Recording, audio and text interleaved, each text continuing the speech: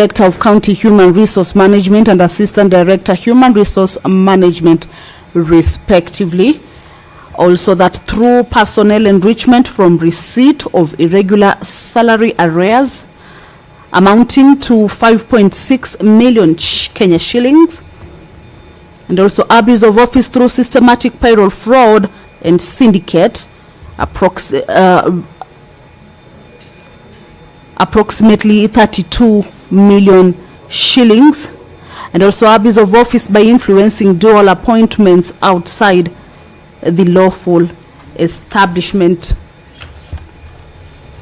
Under the abuse of office, the governor is also facing a charge regarding usurpation of powers of the Auditor General and the County Public Service Board and violation of due process through illegal payroll, audit and demotions.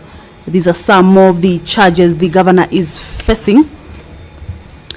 However, in the morning, when the charges were read out to him by the clerk, both grounds the governor pleaded not guilty, and that set the pace for the preliminary hearings to begin,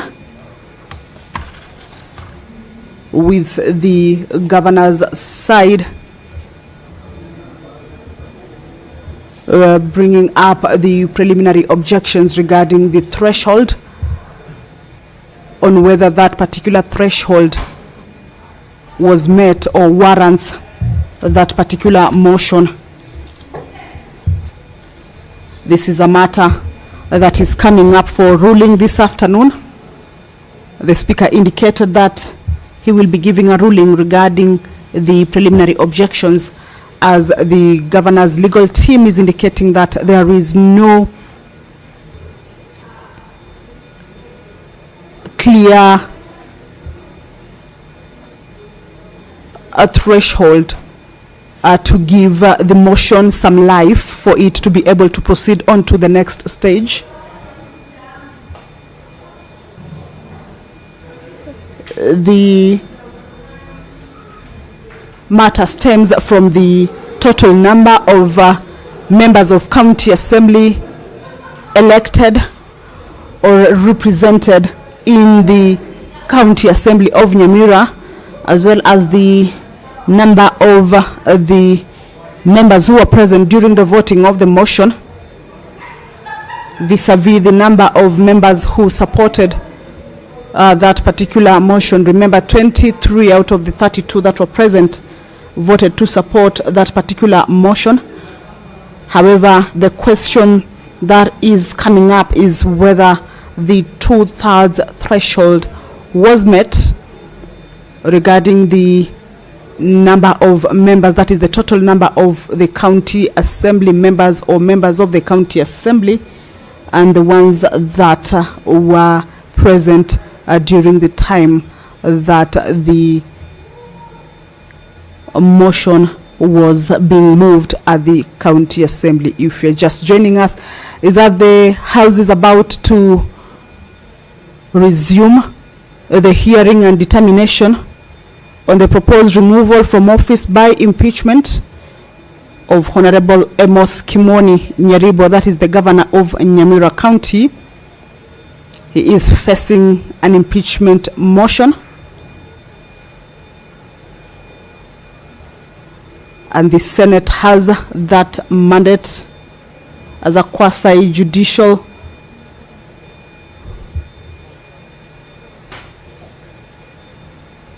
mandate.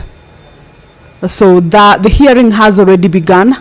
However, in the preliminary remarks, there were objections that were raised by the legal team from the governor's side, ones that were also dismissed by the legal team from the County Assembly side. So the Speaker is meant to make a ruling on that for the matter to be able to either continue or be terminated, regarding on whether there is threshold for that motion to stand. So the members are already in the chamber We are just waiting for the Speaker to be able to make his way inside for the business to be able to continue. Remember, both sides are inside the chamber, that is the governor's side. The County Assembly legal team include Katwa Kigen, Mokua Ndumbi, as well as Doris Ngeno. And the governor's legal team include Elias Mutuma, Zelma Bonuke, Omuira Temo, Brian Lee Orina, Erastus Orina, Sylvian Joki, as well as Michelle Makandi. Once the ruling is made, that is in favor of the County Assembly side for the motion to be able to continue in the House, then the County Assembly will be able to give out evidence, to present its evidence before the Senate. This is a plenary sitting. The House is considering the matter in full House, in plenary, as opposed to a committee.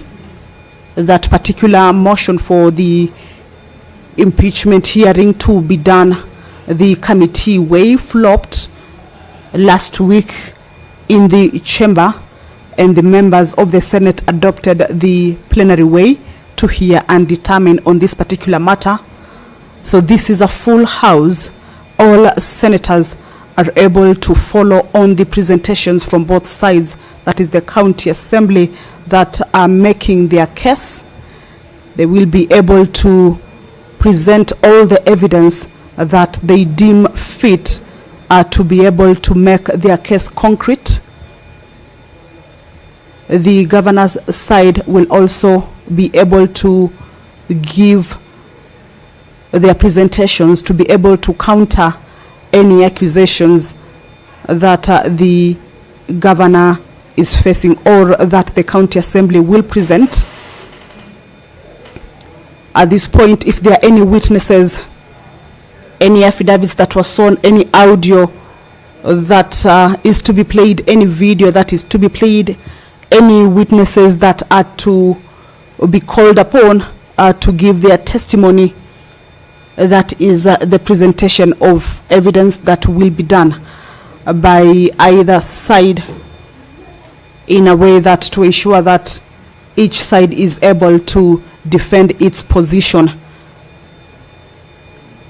By all means, we will also see the cross-examination of the witnesses, as well as a re-examination of the witnesses, that is from both sides of the legal team.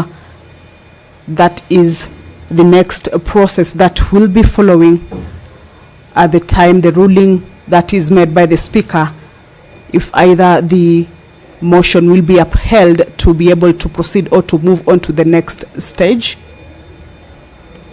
That is all to be made clear once the Speaker makes his way into the chamber to be able to enlighten on the position that the House has taken regarding this particular matter. This is the impeachment process, the hearing and determination of the proposed removal from office by way of impeachment of the Governor of Nyamira, that is Honorable Amos Nyaribo, after 23 of the MCAs in the County Assembly supported this particular motion and forwarded the motion to the Senate to be able to consider the allegations or the charges that the members of the County Assembly leveled against the governor regarding what they termed as abuse of office, as well as gross violation of the constitutions or rather articles of the Constitution of Kenya. Earlier in the morning, after the charges were read to the governor to take plea, the governor pleaded not guilty. So it will be upon both sides, majorly the accusers, that is the side of the county assembly, to be able to have very tangible and valid evidence to ensure that the charges that they have leveled against the governor are proven beyond reasonable doubt that the governor should be impeached or removed from office by way of impeachment. We are just waiting for the Speaker's procession to be able to make its way into the chamber to enable the House commence this particular business. However, remember, this particular day has been set aside and gazetted for the Senate to be able to hear and determine the removal from office by impeachment of the governor of Nyamira County.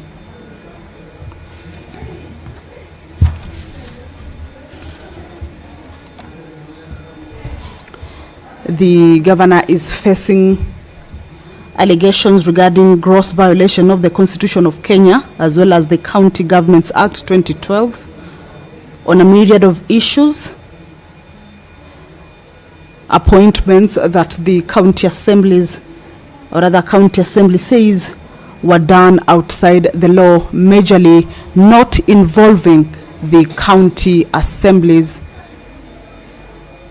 One of them regards the approval or assenting to the County Supplementary Appropriation Bill 2024 without the approval of the County Assembly.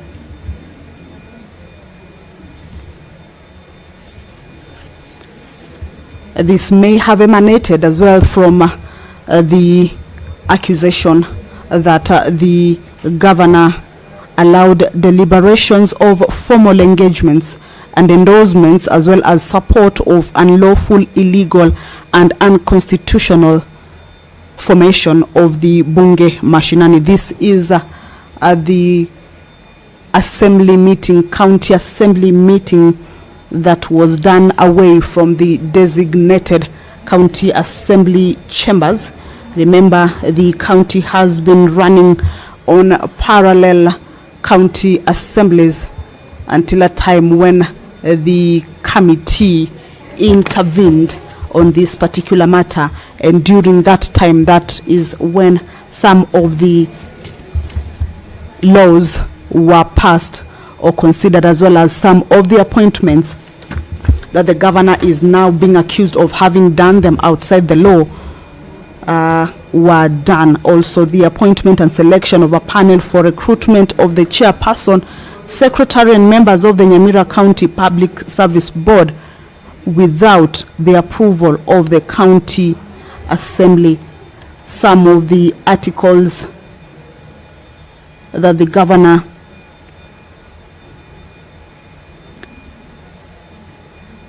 is accused of violating: the Article 10 of the Constitution of National Values and Principles of Governance requires the observance of the rule of law, good governance, integrity, transparency and accountability. Article 73 and 74 of the Constitution of Kenya outlines the responsibilities of state officers and the principle of public service, demanding objectivity, impartiality and accountability. And also Article 232, Subarticle 1 of the Constitution sets the values and principles of public service, requiring efficient use of resources, transparency and fair competition and merit.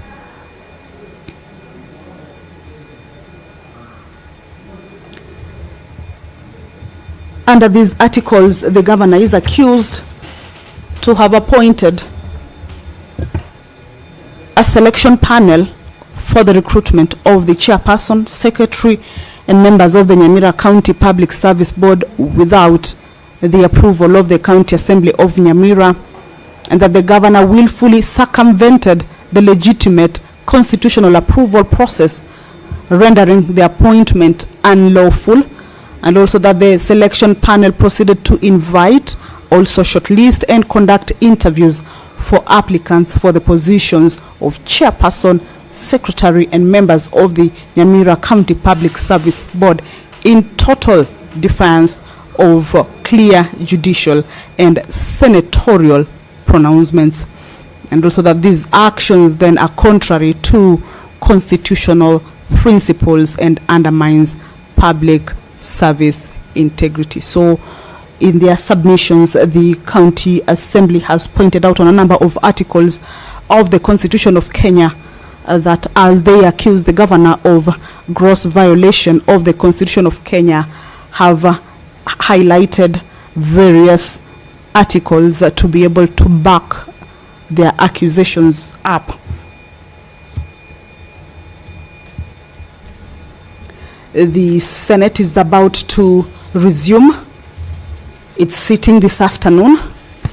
This day is allocated for hearing and determination of the proposed removal from office by way of impeachment of the governor of Nyamira County, Honorable Amos Nyaribo, facing a number of allegations, 2 grounds, one that being that of abuse of office, and the second one regarding gross violation of the Constitution of Kenya. However, these allegations, after they had been read out to the governor this morning, who took the stand to take a plea, pleaded not guilty. Now this renders the matter in the hands of the legal teams of both sides, that is the governor's side and the County Assembly members' side, to be able to give a clear picture on why the governor should be impeached or why the governor should not be removed from office by way of impeachment. Just to remind you, is that there were preliminary objections that were raised by the governor's legal team on the threshold, indicating that the matter is lifeless and should not in any case proceed to the next stage, raising a number of issues, one being the 2/3 threshold, and also another issue rose from the voting by proxy on whether the County Governments Act allows that. So those are issues that, as the governor's legal team gave out their preliminary remarks, also brought up some objections on that whole motion, indicating that it does not hold water and that it should not in the first place even move to the next stage. But their words or their position was quickly countered by the legal team from the County Assembly, indicating that in fact the matter or the motion met all the requirements and the threshold, and that it should not be dismissed at this point but move to its logical conclusion for the evidence also to be presented. The Speaker should be coming to give a ruling on that, as he had directed before the House went on a lunch break. And now that the members are back, the Speaker is also expected to make his way into the chamber first to give a ruling on these particular preliminary objections that will give an understanding on where this particular matter stands, whether it will continue or the ruling will be in favor of the governor side. That is to be made clear when the Speaker makes his ruling. But this is the resumption of the hearing and determination on the proposed removal from office by impeachment of the Governor of Nyamira County, a matter that began this morning. The members of the Senate, being a full house, this matter is being considered at the plenary. Senate standing orders allows that such a matter could be considered by way of committee or plenary, that is full house when all the members are inside the chambers, or by way of committee. However, there was such a motion that was moved in the House last week for the matter to be considered by an 11-member committee. However, that matter flopped, rendering the motion to be considered by the whole House, that is by the full House of the Senate, each senator being able to follow up on the presentations and submissions that the two parties are presenting for this, or rather regarding this matter.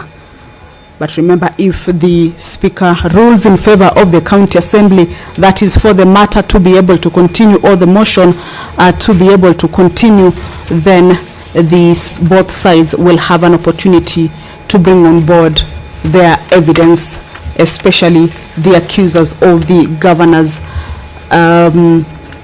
conduct will be required to present evidence, either by witnesses who will take the stand and take an oath that whatever it is that they are presenting before the House is nothing but the truth. Also, if there is any video, or if there is any audio, or if documents that the members of County Assembly deem fit for it to be presented as evidence, or submitted as evidence that would support the charges that they have leveled against the governor, then that particular moment will come by. But if the Speaker rules in favor of the governor's legal team, that say that the matter or the motion does not hold water, then that would mean perhaps that matter is rested. We shall continue to take a look at some of the allegations the governor is facing this afternoon. Remember, in the morning sitting, he took plea and pleaded not guilty. So all that will be made clear as the proceedings go on.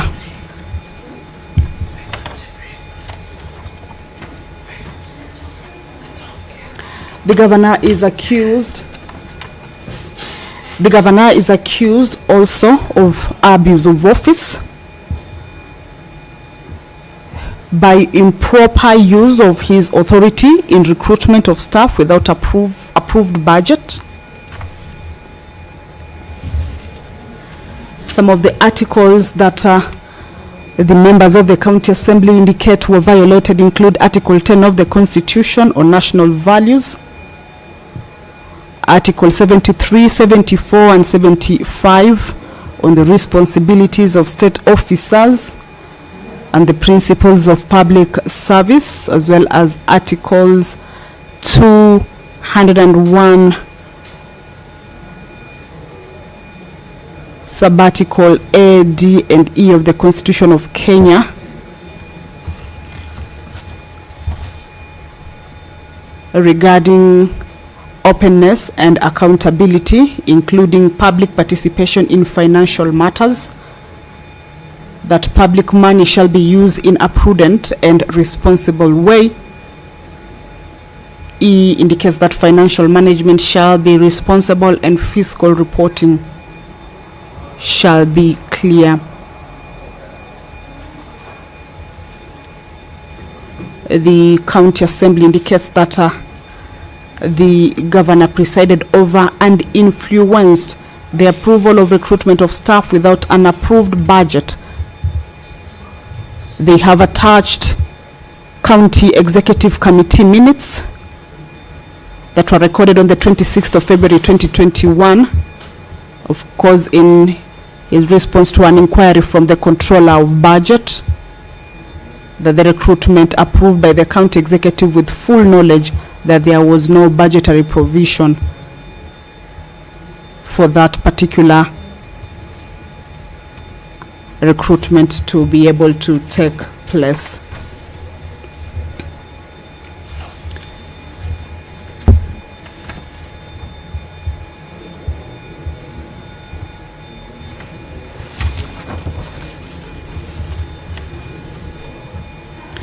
Under the abuse of office, the governor is as well accused of personal enrichment from receipt of irregular salary arrears amounting to 5.6 million Kenya shillings.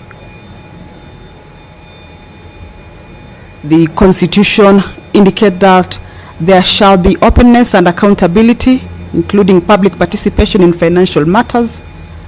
Public money shall be used in a prudent and responsible way, and that financial management shall be responsible and fiscal reporting shall be clear. And whereas Article 234A of the Constitution of Kenya mandates the Salaries and Remuneration Commission to set and regularly review the remuneration and benefits of all state officers,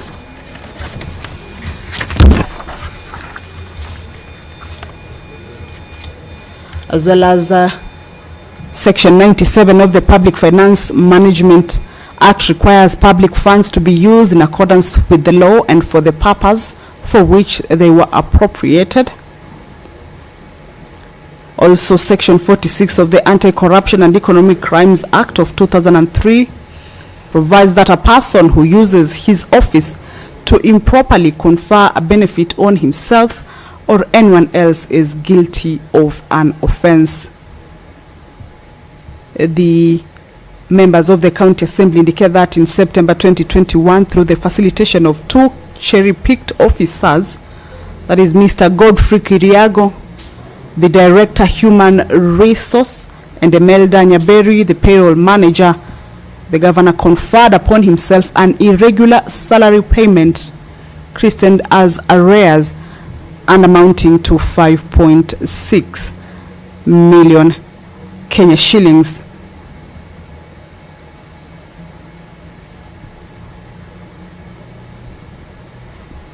The MCAs also further indicate that there were no outstanding arrears due to the governor since his assumption to office had neither was he owed any arrears as a deputy governor. These are some of the accusations that the governor is facing this afternoon, matters that have made their way to the Senate. And this afternoon, the business or the procedure in the hearing and determination continues. The Speaker of the Senate, Honorable Amason Jeffa King, is in the chamber to resume this debate. Allow me to hand you over to the proceedings. Na tuombe. Mwenyezi Mungu, twakusihi ututazame kwa neema nyingi na baraka sisi watumishi wako ambao umeridhika kutuita kwa nyadhifa za uongozi katika jamhuri hii yetu. Twakuomba utuwajalie tuyatende na kufikia mambo yote atakayofikishwa mbele yetu kwa njia ya haki na uaminifu, ili kustawisha amani, ufanisi na heri ya nchi yetu na wale ambao haja zao umezikabidhi mikononi mwetu. Amen.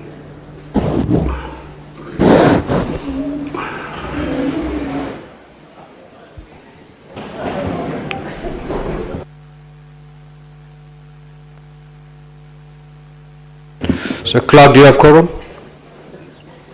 We do have quorum. You may proceed to call the first order for the afternoon. Order number 1, communication from the chair. Now, honorable senators, ladies and gentlemen, as you will recall, at the commencement of the hearing of the proposed removal from office by impeachment of Honorable Amos Nyaribo, the Governor of Nyamira County, earlier today, Wednesday, 3rd of December 2025, Counsel for the Governor raised a preliminary objection to the hearing of the proposed removal from office by impeachment of Honorable Amos Nyaribo on the following grounds: that the impeachment motion dated 11th of November 2025 failed to attain the constitutional and statutory threshold, and that therefore the purported resolution for removal of the governor by way of impeachment was invalid and incompetent, as it failed to meet the mandatory threshold under Article 181 of the Constitution and Section 33 of the County Governments Act. And B, that the concept of proxy voting was alien, illegal, and null and void, and the attempt to explain the discrepancy through proxy voting was legally untenable and compounds the illegality of the proceedings premised on acts of fraud, forgery, and misrepresentation. Now, Honorable Senators, in urging the Senate to find that the threshold of 2/3 of all members of the County Assembly in support of the impeachment motion was not achieved, Counsel Elias Mutuma for the Governor stated that the County Assembly of Nyamira comprises 35 members, and that therefore the requisite 2/3 majority for a valid impeachment resolution was 24 members of the County Assembly. Council further submitted that the official record of the sitting of the County Assembly held on 25th of November 2025 confirmed that only 19 members were physically present in the Assembly chamber. Council stated that despite this, the Assembly recorded 23 votes in favor of the motion, and that this was numerically impossible, and that to him, this demonstrated that improper and fraudulent voting had occurred. Now, Counsel for the Governor submitted that the phrase "all the members of the County Assembly" in Section 33(2) of the County Governments Act is not ambiguous and refers to the total composition of the County Assembly as established under Article 177 of the Constitution and as gazetted by the Independent Electoral and Boundaries Commission after the 2022 general elections. Now, Council contended that as a membership of the Nyamira County Assembly is 35 members, and as 2/3 of 35 is 23.33, this can only be rounded off to 24 members. Now, Council further submitted that the County Assembly's argument that the 3 vacancies in the Assembly reduce all the members, end quote, from 35 to 32 was legally flawed and absurd. Council therefore urged that for these reasons, the impeachment proceedings before the Senate could not proceed and required to be terminated at the preliminary stage. Now, Council for the County Assembly took a different view on this matter. The thrust of the argument in response to the first preliminary issue was that the Independent Electoral and Boundaries Commission, IEBC, in Gazette number 9956 of 2022, published on 24th August 2022, set out the names of the elected members of the Nyamira County Assembly, and further that this was not the limit or absolute number of members who were required to sit in the Assembly at any given time. Council further noted that when the Constitution and the County Governments Act imposed the requirement of 2/3, this could only refer to 2/3 of the members present at any particular time. According to the Council, an alternative interpretation would mean that no activity could go on should there be a vacancy or a challenge in filling the vacancy, and further, that any business that has been transacted by the County Assembly of Nyamira on the basis of the members of the County Assembly of Nyamira at the time will be null and void. Council further stated that this issue is a question of fact that ought to be determined through the examination of evidence during hearing. On the second limb of the preliminary objection relating to voting by proxy by the 4 members of the County Assembly, Counsel for the Governor stated that this was alien to the County Assembly procedures, illegal and null and void. Council further stated that no authority was granted by any member to vote on their behalf by proxy, and that the 4 members of the County Assembly in whose names proxy votes were recorded have provided sworn statements confirming that they were neither present in the Assembly nor did they issue an authority, written or otherwise, for any members to vote on their behalf. In this regard, Counsel for the Governor referred to the Standing Order 67 of the Nyamira County Assembly Standing Orders, which requires that decision of the Assembly be made by members present and voting. Counsel argued that the act of proxy voting was expressly prohibited and was a nullity as it contravened Standing Order 67 of the Nyamira County Standing Orders and the principles of representative democracy. It was Council's case that the unauthorized casting of votes in the names of absent members without the authority constituted fraudulent misrepresentation, forgery, and impersonation, further vitiating the entire process. As such, the Governor takes the view that the maximum number of voting MCAs would have been 19 MCAs. The Governor concludes that the required statutory threshold of 24 members of the County Assembly to support the motion was not achieved.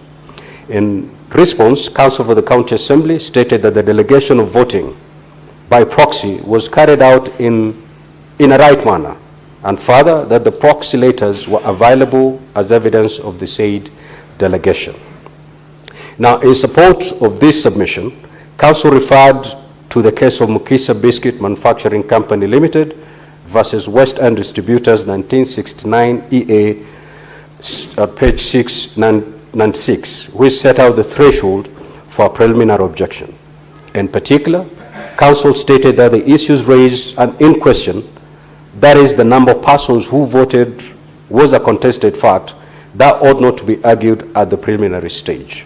He further stated that although the Governor's Council had indicated that there was evidence of affidavits sworn by 4 members of the County Assembly, averring that they did not delegate such authority, the County Assembly would, at the hearing, provide evidence of mobile telephone and email communication to counter this allegation.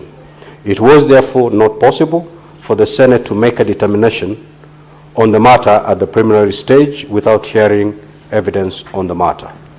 Now, Counsel further argued that although proxy voting was not expressly provided for in the standing orders, the Speaker of the Nyamira County Assembly had exercised the discretion provided for Standing Order 1 of the Nyamira County Assembly Standing Orders to allow for the proxy voting.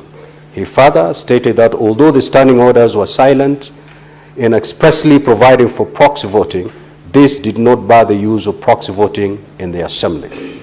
Now, Honorable Senators, following the oral submissions on the preliminary objection and the responses, Senator Edwin Sifuna, Senator Enoch Wambua, and Senator Boni Halwale sought various clarifications from Council, including on the relationship between provisions on the Constitution, on vacation of office by members of Parliament or county assemblies, vis-a-vis the provisions of law as that set out threshold for voting on a matter, at what point the membership of a county assembly is determined after election, or whether this is a moving target, and whether it will not be prudent to give the county assembly the opportunity to adduce evidence on the matters raised in the preliminary objection in the main hearing. Subsequently, the respective council gave the responses to the questions and clarifications sought by honorable senators.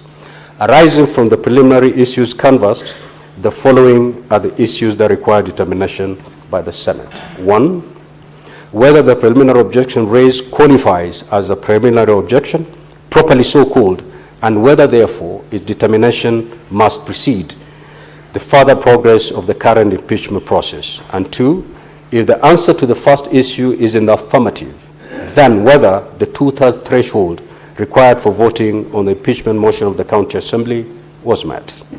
Now, honorable senators, I shall commence with the first question, which is whether the preliminary objection raised qualifies as a preliminary objection properly so called, and whether therefore its determination must precede the further progress of the current impeachment process.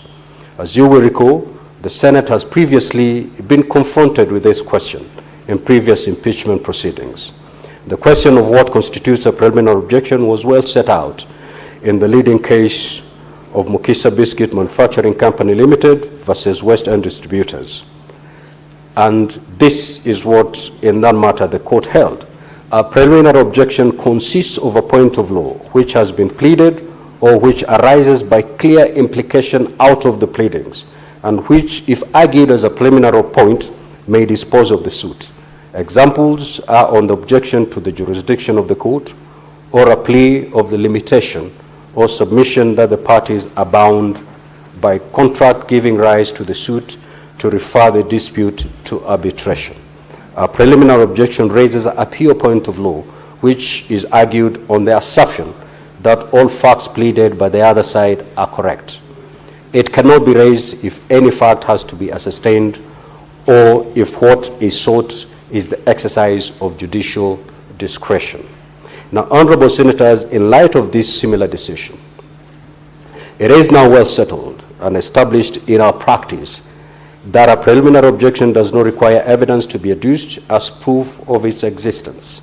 It is limited to points of law and cannot be raised if a fact has to be ascertained by the use of evidence to be adduced.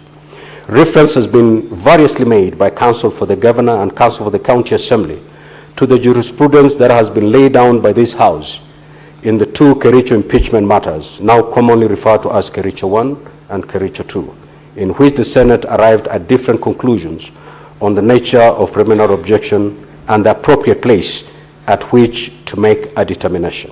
In fact, there was no contradiction in the determinations made by this House in Kericho 1 and Kericho 2. In Kericho 1, the Senate determined that a classical preliminary objection was one which is purely on a matter of law and which required no evidence to be adduced for its determination. In that case, it was not in contention that the number of county assembly members who had voted in support of the impeachment motion was 31. It was also not in contention that the total number of Kericho County Assembly members was 47. The only question was whether 31 members constituted the two-thirds threshold as required by law. In Kericho 2, on the other hand, the question was whether some of the county assembly members alleged to have voted in support of the motion did actually vote. This was a matter requiring evidence to be adduced, including the examination and cross-examination of the said county assembly members, and accordingly, this was not a matter that could be determined at a preliminary level without hearing the evidence. Kericho 2 was therefore ruled to belong to the second category of preliminary objection that can only be reasonably subsumed in the full hearing, but for which a determination by the Senate would have to be made at the end before the proceedings to vote on the charges. The question, therefore, is whether the current preliminary objection belongs to the jurisprudence of Kericho 1 or Kericho 2. Now, honorable senators, in the current impeachment proceedings, it is not in contention that there were 19 members in the County Assembly of Nyamira present and voting at the time of impeachment. Secondly, although there is contestation about the validity of the votes purportedly cast by proxy by another 4 members, there is no contestation that the total number of members who voted did not exceed 23 members. The County Assembly, by its own admission, has submitted a list of 23 members as having supported the impeachment. The governor's side, on the other hand, object to this impeachment on the basis that the correct threshold should have been 24 members rather than any lesser number. What is in contention, therefore, is whether the threshold of members required to have voted in the matter is 24 or 23 or lesser number. What is additionally in contention is whether in reckoning the two-thirds threshold, the number of members of the County Assembly is to be applied as 35 or 32. The legal question in contention is whether the number of legislators of the County Assembly remains fixed and unaffected by any vacancies for the purposes of reckoning thresholds, or whether as Councillor Katwa Keegan for the County Assembly argues, it is a moving target. That cannot be reckoned in advance and depends on the membership of the Assembly at a particular time having subtracted any vacancies existing. Now, honorable senators will appreciate that this is a constitutional and legal questions of the most fundamental ramifications, the decision on which reverberate far and wide and well beyond Nyamira County Assembly, and possibly including this chamber, where at various times and for various reasons we have had vacancies. The decision the Senate takes on this legal question will no doubt bind us going forward in the manner in which we reckon delegations for purposes of voting when there are vacancies in the Senate. From this perspective, it is clear to me that even though a number of matters of fact were raised by the County Assembly in their preliminary objections and fundamental legal questions of threshold, and whether the correct number of delegations that were required to impeach the governor of Nyamira County at the time of the impeachment was undertaken was 24 or 23 or any lesser number is a pure question of law whose determination by the Senate is necessary before these proceedings can continue. This is a preliminary objection of Kericho 1 typology. Honorable Senators, this legal question goes to the substratum of the impeachment proceedings and has the prospect of terminating the proceedings at this point. Accordingly, and as I've guided from this chair before, this kind of preliminary objection raised by the governor requires to be determined by a vote of the Senate, which is the trial court in the impeachment matters. It also obviates the need to answer the second question on whether the threshold was met. Well, the threshold was met, as this is what will be the subject of the vote. Now, the manner of proceedings to this vote will be a motion, moved in the usual manner after notice of motion has been given. Debate will ensue in the usual manner, and the vote will be taken upon the conclusion of debate. To this end, honorable senators, I have directed the clerk of the Senate to prepare and circulate a supplementary order paper containing a notice of motion, and the motion limited to the preliminary objection on the threshold that was required for this impeachment. Now, honorable senators, the decision on the proposed removal from office by impeachment of the county governor and any consequential or incidental decision thereto are matters concerning counties, as has been previously ruled in all impeachment processes undertaken by the Senate. These decisions are made by the Senate by vote, by county delegations. Accordingly, the preliminary issue will be upheld only if it's supported by votes of at least 24 delegations. If the preliminary issue is upheld, this impeachment shall terminate forthwith. If, however, the preliminary objection issue is negated, the Senate will proceed to the main hearing of the impeachment proceedings. It is so ordered. Thank you, honorable senators.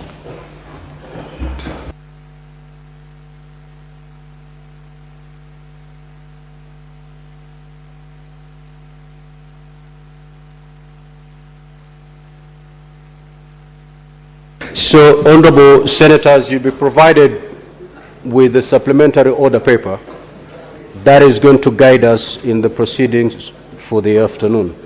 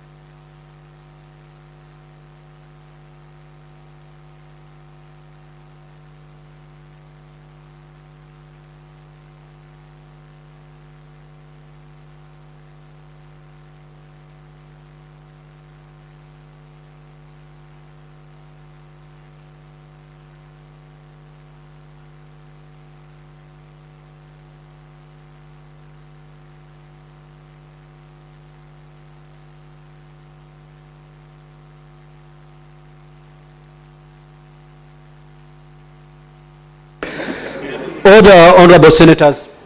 Please let us take our seats. Honorable senators, let us settle down.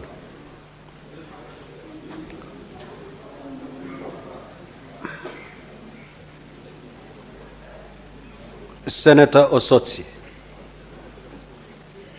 The minority leader, kindly take your seat.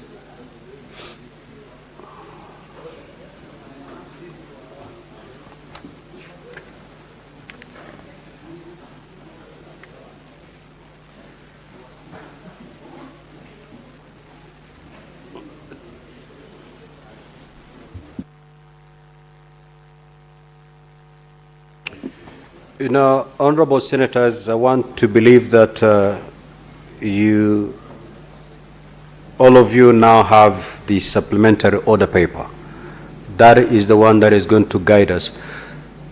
Can Senator Omtata be supplied with the supplementary order paper, please? Senator Onyonka, Senator Fatuma Dulo, Senator Enoch, Senator Hamida, Senator Olekina. It's also in your iPads. In the event that you don't have the physical copy, you can get a soft copy in your iPads before you. Clerk, you may proceed to call the next order. Order number 2, notice of motion. The Senate Majority Leader.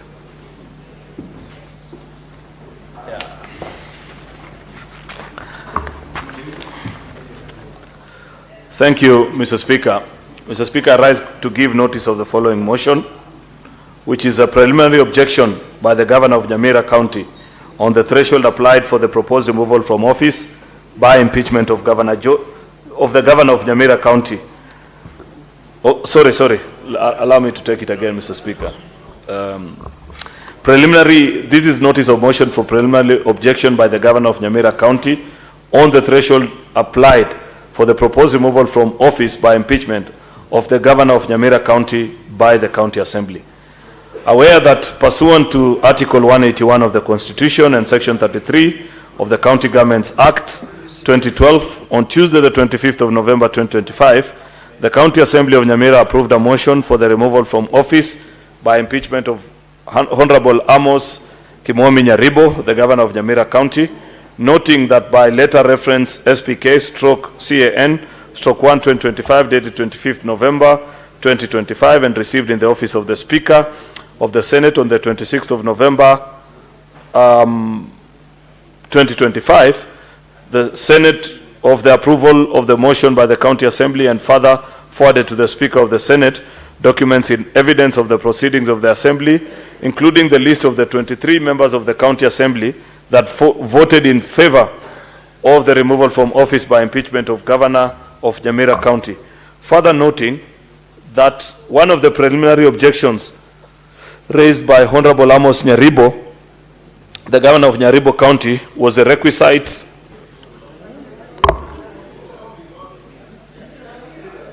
what did I say? Sorry, Nyamira County. Nyamira County was a requisite threshold for passage of a motion for the removal of governor from office by impeachment, being 2/3 of the members of the County Assembly, as provided for in Section 33 of the County Governments Act and Standing Order 62 of the Standing Orders of the County Assembly of Nyamira, is 24 members of the County Assembly and was not met. Now, therefore, the Senate resolves to uphold the preliminary objection that the threshold required for the removal of a governor from office by impeachment contemplated in Section 33 of the County Governments Act and Standing Order number 62 of the County Assembly of Nyamira was not met, and forthwith terminates the hearing of the proposed removal from office by impeachment of Honorable Amos Nyaribo, the Governor of Nyamira County. Next order. Order number 3, motion, preliminary objection by the Governor of Nyamira County on the threshold applied for the proposed removal from office by impeachment of the Governor of Nyamira County by the County Assembly. Senate Majority Leader. Mr. Speaker, I rise to move the following motion. This is a preliminary objection by the Governor of Nyamira County on the threshold applied for the proposed removal from office by impeachment of the Governor of Nyamira County by the County Assembly. That, aware that pursuant to Article 181 of the Constitution and Section 33 of the County Governments Act 2012, on Tuesday, the 25th of November 2025, the County Assembly of Nyamira approved a motion for the removal from office by impeachment of Honorable Amos Nyaribo, the Governor of Nyamira County, noting that by letter reference SPK/CAN/1/2025, dated 25th November 2025, and received in the office of the Speaker of the Senate on the 26th of November 2025, the Speaker of the County Assembly of Nyamira informed the Speaker of the Senate of the approval of the motion by the County Assembly and further forwarded to the Speaker of the Senate documents in evidence of the proceedings of the Assembly, including the list of 23 members of the County Assembly that voted in favor of the removal from office by impeachment of the Governor of Nyamira County, further noting that one of the preliminary objections raised by Honorable Amos Nyaribo, the Governor of Nyamira County, was a requisite threshold for passage of a motion for the removal of a governor from office by impeachment, being 2/3 of the members of the County Assembly, as provided for in Section 33 of the County Governments Act and Standing Order 62 of the Standing Orders of the County Assembly of Nyamira, is 24 of the members of the County Assembly and was not met. Now, therefore, the Senate resolves to uphold the preliminary objection that the threshold required for removal of a governor from office by impeachment contemplated in Section 33 of the County Governments Act and Standing Order number 62 of the County Assembly of Nyamira was not met, and forthwith terminates the hearing on the proceedings on the proposed removal from office by impeachment of Honorable Amos Nyaribo, the Governor of Nyamira County. Mr. Speaker, let me first take time to explain what this motion means. We must celebrate the Senate for how refined our process have become over time. Previously, Mr. Speaker, when we have been faced before this session, by previously I mean before this current Senate, the 13th Parliament, we previously had similar situations where a county assembly will come before the Senate and they'd argue that we have impeached our governor and therefore proceed and listen to this case. And the previous ruling that had been given by the office of the Speaker, which many of us disagreed with and felt was a great travesty of justice, the greatest that has ever happened on the floor of this House, was a ruling that was made back then that an impeachment process ends at the Assembly, and what the Senate needs to look at is a case and the material of it, then make a determination whether that case, whether a case has been made for the impeachment of that governor or not. However, in this present session of the Senate, we have since evolved and refined our processes better to a point where when there is a preliminary objection, the House makes a decision first, which is a good thing, Mr. Speaker, because I believe that with the coming of age of our county assemblies, together with us here in the Senate, we must continue to make the case that there is no alternative to the law. The law is the law, Mr. Speaker. We may not agree with it. It may not be in our favor today, but it is that which binds us and keeps us as a civil society. Anything in the absence of the law, Mr. Speaker, is anarchy. And in the rule of the jungle, it favors nobody. Those in power today or those that don't find the favor of the powers that be. And therefore, we must continue to make the case that in looking into the proceedings such as this, we must first satisfy ourselves as a House of the Senate that the process and the procedure went in tandem as ascribed and prescribed in law, Mr. Speaker. Section 33 of the County Governments Act you'd believe that a plain reading of that section of the law, Mr. Speaker, is something that everybody can easily interpret.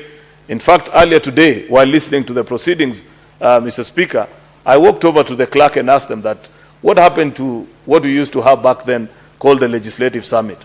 I remember attending it 2016 and the subsequent years, because it used to provide a very good forum for exchange of ideas on procedure and processes between the Senate and the 47 county assemblies, Mr. Speaker. Because looking at this case, looking at the case of the 2 impeachments by Kericho, looking at the Isiolo case, it is clear, Mr. Speaker, that there is need for this House, as a House that protects the interests of county governments, must set in law the procedure and make it black and white clear to our colleagues from the county assembly of what is it that the Senate considers to be a foolproof process of the impeachment of a county governor, which when you undertake and you bring it here, we go straight to the process of listening to what your dispute is. Therefore, Mr. Speaker, this is not to tell the people of Nyamira through their representatives that there are no issues in Nyamira. There might be issues, and indeed listening, because I happen to come from the region, and I know that there are many things. Remember, Mr. Speaker, in this House, we've entertained and even listened and tried to reconcile 2 factions of the same county assembly that were sitting in separate parts of the county, Mr. Speaker. That tells you that there is a problem in that county. But before we get there, Mr. Speaker, we unfortunately must ask ourselves whether this matter is properly before us as a House. That is a question and the import of this motion. Have we been properly invited? Has the governor come through the main door, or has it been thrown in through the windows, Mr. Speaker, to get before the House of the Senate? And as a House that argues and makes the point every day that we must remind the executive, we must remind our county assemblies that we cannot make law, because that is primarily what we do in this House, and then lead the way in violation of the law, unfortunately, Mr. Speaker. And as such, Mr. Speaker, when a matter such as this appears before us, we must be satisfied that indeed there was proper procedure that has been followed. For the last 3 sessions, and this is the part that we take the blame also, you know for a fact that we have refused, and I'm very intentional about the use of the word refused, as Parliament to pass the law on the impeachment procedure. I have never seen a law as critical as this, Mr. Speaker, that has gone round in circles as has been. I can recall from, I don't know as way back as which year, Mr. Speaker, that there has always been an attempt, but unfortunately, it never gets to the end. That means we are leaving our colleagues in the county assembly to guess and try to find their way on how to follow this procedure. These are issues, some of the issues that this motion is asking us to determine, for example, today, are matters which, if we had set out properly in an impeachment procedure bill, Mr. Speaker, then we wouldn't be debating this. By now, we'd be listening to the case by the county assembly and listening to the response from the county governor. But here we are, unfortunately, Mr. Speaker, it's our country. We must be mindful of it. We have been charged with the responsibility of ensuring that we lead this nation into a state of prosperity by ensuring that people respect the rule of law. Mathematics, Mr. Speaker, is plain and simple. You know that 12 divided by 2 is 6. And you know that if you want to get a third of that 12, Mr. Speaker, then it is 4. If you want 2/3, it is 8. And you'd imagine that in many of our county assemblies, Mr. Speaker, especially following through with the decision that this House made barely a year ago in the first impeachment proceedings against the governor of Kericho County, Mr. Speaker, county assemblies will be aware of the decision of this House, because this House made the decision that there is no quarter or half of a human being. That if you move on to the next, so long as it is a decimal, even if it is 0.1, then it means you go to the next, because the language of the Constitution is not less than, Mr. Speaker. That tells you it cannot be below. If it is 12 and you have 12.1, already 12, it is less than. Therefore, it cannot qualify. And it is for that reason that we have said that so long as you have a decimal beyond the 0.00, you go to the next number. That having been the case, Mr. Speaker, and if our colleagues from the County Assembly of Nyamira had taken time to read through the provisions and the ruling that this House made in that matter last year, Mr. Speaker, they will have appreciated that the requisite quorum as prescribed in law would have been 24, Mr. Speaker. The second item, which is something that I find quite strange, Mr. Speaker, that it is even in their standing orders, because that's what I had counsel for the Assembly say. And I say this a lot with tremendous respect to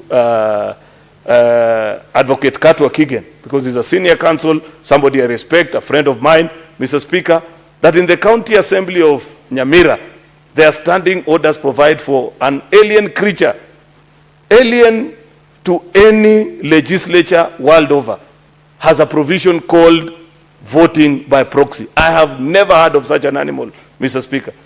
Even as you know, if you follow the proceedings of this House, Mr. Speaker, before we take any vote, the sergeant at arms, after the division bell is rung, always move round to ensure that the voting booth, all the 67 of them, if it is not occupied by an individual voting, then that machine is inactive by removal of the card. That is to prevent exactly that, because it is not possible to transfer your delegated legislation role, Mr. Speaker. And it is not possible to argue and say that I was away, I was at a funeral, and I call my colleague and say, vote for me in this or another way. Mr. Speaker, I don't know. I have not taken time to read the County Assembly's standing orders of Nyamira. And if there is any other county assembly in the Republic of Kenya that has any such provisions, please delete it, because it is an illegality and there is no way that anybody can ever take you serious as a county assembly if you have such provisions in law. The parliamentary practice is as such that you vote as an individual, or if you have delegated power in the case of Senate, for example, if you're a member of a delegation and your head of delegation has given you the mandate to vote, then you can vote on their behalf as it happens. Because Senate is unique, we vote by delegations. But county assemblies vote by individual. They don't vote by delegations. And therefore, that is a second basis upon which we are being asked as a House to consider that particular matter. Therefore, Mr. Speaker, if this House agrees with this motion as moved, it basically means we have not told the County Assembly of Nyamira that you don't have a case before us. We have only told you that the case is not properly before this House. Should you go back, organize yourself, get the requisite numbers and bring it, then we shall open the file and listen to your issues. And you will not be the first that this has happened to. I'd give you the unfortunate example of my own county, that when they came here the first time, they had a similar issue on threshold. And this House sent them back. They went and did what they needed to do, Mr. Speaker. It's not to say that I'm encouraging the County Assembly of Nyamira to go back and do that which they did. That's a decision of their own, Mr. Speaker. But matters must be properly before us. As we speak today, Mr. Speaker, it still pains me when I see two governors, one of them actually Governor Mike Sonko and Governor, what was his name? Governor of Waititu. The truth of the matter, any human being knows that threshold was never achieved in those two county assemblies. In fact, if you read through the pleadings that were brought before us, it was clear and obvious. Yet this House, back then, because of the prevailing political environment in the country at that particular time, we were told in black and white that you are not the county assembly. Don't count. Just proceed and listen to the case. I am happy that at least we have refined our processes to a point that county assemblies know that we will come and check. We will have to satisfy ourselves that you followed the procedure, Mr. Speaker, before eventually making a determination. I made a request earlier on, Mr. Speaker, and perhaps this is my last point because I don't need to belabor. This is a very straight point matter. I want to make my submissions and request the counterpart leader from the minority side to second, then we can listen to our colleagues and make a determination so that if our colleagues are satisfied that those 2 points don't matter, we can proceed and listen to the case. Otherwise, if they choose to be firm and say this is the true state of the matter, Mr. Speaker, because unfortunately, colleagues, the maxim of law making is as such that you must always remember the law that you pass in the hands of your worst enemy. Colleague senators, tomorrow you can be a cabinet minister, you can be a president, a deputy president, Mr. Speaker, a governor. Will it satisfy you if you know that the procedures of our country are such that even if 5 people met and they said, we have impeached you, then the processing house will listen and say it doesn't matter? Numbers do matter, Mr. Speaker. I don't believe that it was out of lack of something useful to include in our constitutional dispensation, Mr. Speaker, that we set a threshold and a limit that must be attained before a governor comes to this house. And therefore, I convene, having said that, Mr. Speaker, the last point that I wanted to say is that I hope after this process, number one, I want to make the case that we must return the legislative summit. 1, 2, 3 county assemblies tells you that there is a problem in our county assemblies, that there is something that we don't seem to be reading from the same script. And impeachment is not just a political tool to be used on your enemy. It is a procedure of law, which unfortunately you must either attain, and if you fail to attain it, Mr. Speaker, there are consequences to it. Why should we go back to the legislative summit? It is so that this house, led by a very competent technical staff, Mr. Speaker, can set out, including, Mr. Speaker, the charges that needs to be brought before us. I don't want to say a lot because I have to balance also between the things that I say, Mr. Speaker, and appearing as if I disagree completely with what the county assembly is saying. But I believe even in laying out the charges before a county governor, we must then provide the template as Parliament. I think today's charges, Mr. Speaker, and I've listened to close to 20 impeachments in this house, was the longest. The charges were read for almost 30 minutes. Even the person being accused, Mr. Speaker, by the time they are rising to plead, either guilty or not, they have forgotten what the initial charges were, Mr. Speaker. We must at least do better and develop the template for that particular item, Mr. Speaker. Therefore, I don't want to say more than that. I think I have said everything that I need to say. Colleagues, the decision is yours. I want to sit and listen also. That's my perception and what I feel about this particular matter. But ultimately, the decision is yours. Remember, you're seated as a jury. And ultimately, you have to satisfy yourself before making a decision whether to proceed and now open the case or terminate it because it is not properly before us. With those many remarks, Mr. Speaker, I beg to move and request the Leader of Minority, Justice Retired Stewart Matsayo, to second this motion. I thank you, Mr. Speaker.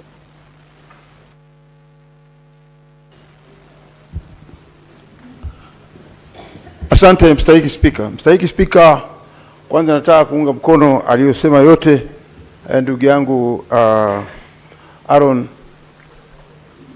Cheriot. Kitu cha kwanza lazima tuelewe ya kwamba huu ni mtihani mkubwa sana ambao sisi kama senators katika hili bunge lazima tuzingatie. Kitu cha kwanza ni kwamba kumwachisha kazi ama kuangalia zile taratibu za kumwachisha kazi gavana wa Kisii sio jambo jipya kwetu. Lakini kitu ni kwamba cha kusikitisha ni kwamba katika hizi counties zote ambazo sisi tunaweza kwamba tuko hapa na tunazisaidia, ni kwamba masikizano yanakuwa kidogo sana. Mimi ningeomba kitu kimoja. Ukiwa gavana, kuwa na taratibu za kusikiza wenzako, kuwa na taratibu za kuelewana na wenzako ili uweze kuendesha uongozi wako bila matatizo yote. Hivi sasa tunaona ya kwamba kuna mstakabali mmoja umeletwa hapo katikati ya kwamba kesi hii iweze kumalizwa. Ni kweli tumefanya kesi kama hizi hapo awali, lakini kesi hii ni kesi ya kunukuu, ni kesi ya kuangalia kwamba je, ile nambari ambayo imepewa inaweza kushuka chini? Je, nambari ile ambayo imepewa kama ni ya 24 inaweza kupanda juu? Kitu ni kwamba ni umuhimu sana sisi kama maseneta, ndugu zangu, nataka tuangalie, je, hii goli ikiwa iko pale unaweza kuitoa ukaweka mahali pengine? Jibu ni kwamba la.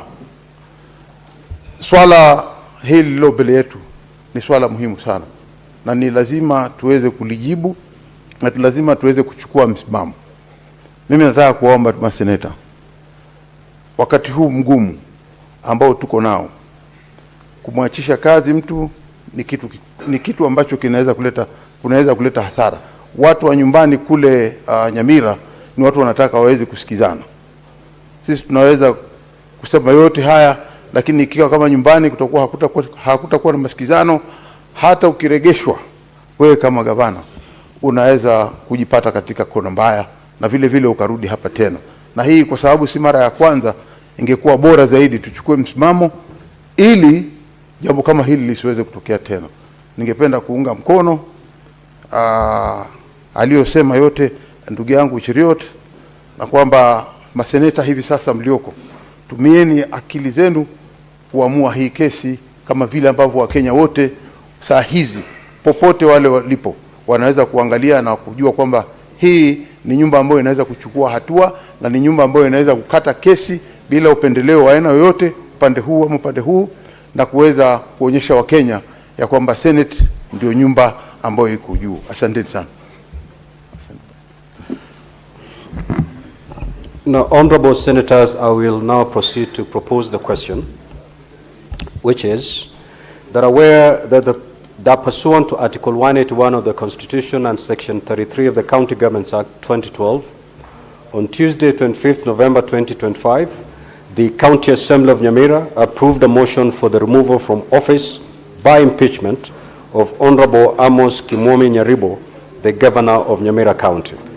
Noting that by a letter reference SPK/CAN/1/2025, dated 25th November 2025, and received in the office of the Speaker of the Senate on 26 November 2025, the Speaker of the County Assembly of Nyamira informed the Speaker of the Senate of the approval of the motion by the County Assembly, and further forwarded to the Speaker of the Senate documents in evidence of the proceedings of the Assembly, including the list of 23 members of the County Assembly that voted in favor of the removal from office by impeachment of the Governor of Nyamira County. Further, noting that one of the preliminary objections raised by Honorable Amos Nyaribo, the Governor of Nyamira County, was that the requisite threshold for passage of a motion for the removal of a governor from office by impeachment being 2/3 of the members of the County Assembly, as provided for in Section 33 of the County Governments Act and Standing Order 62 of the Standing Orders of the County Assembly of Nyamira, is 24 members of the County Assembly, was not met. Now, therefore, the Senate resolves to uphold the preliminary objection that the threshold required for removal of a governor from office by impeachment contemplated in Section 33 of the County Government Act and Standing Order 62 of the County Assembly of Nyamira was not made, and forthwith terminates the hearing on the proposed removal from office by impeachment of Honorable Amos Nyaribo, the Governor of Nyamira County. Now, the floor is open for debate. Yes, what is your intervention, Senator Lilegwe? Mr. Speaker, sir, I rise on a point of order, order number 111, to limit debate to 5 minutes for each speaker, and propose that we have 5 for both sides. 5 each. For each side. 5 minutes, 5 minutes. Order, honorable senators. Honorable senators, there is a motion that has... Just take your seat, Senator Kajwang. Don't engage your colleague directly. You have to do it through the chair. Now, honorable senators, that is a motion that has been proposed, a motion to limit the time within which an individual senator should speak. Now, we may process it in an official manner or through a consensus. His proposal is, if you get an opportunity to speak, you do so for not more than 5 minutes. He has gone further and stated that each side of the aisle 5 senators from each side of the aisles. Do we leave it at the 5 minutes per senator speaking and see how far we'll go with it? Very well. So then if you get to the floor, if you take to the floor, you speak for more than 5 minutes. You don't have to exhaust the 5 minutes. You can do so even in a minute so that we can have as many. Yes, Senator.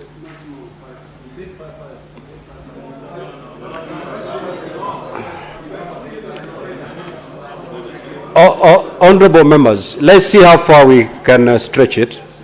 Let's see how far we can stretch it. Senator Chirange, Senator Fernandez.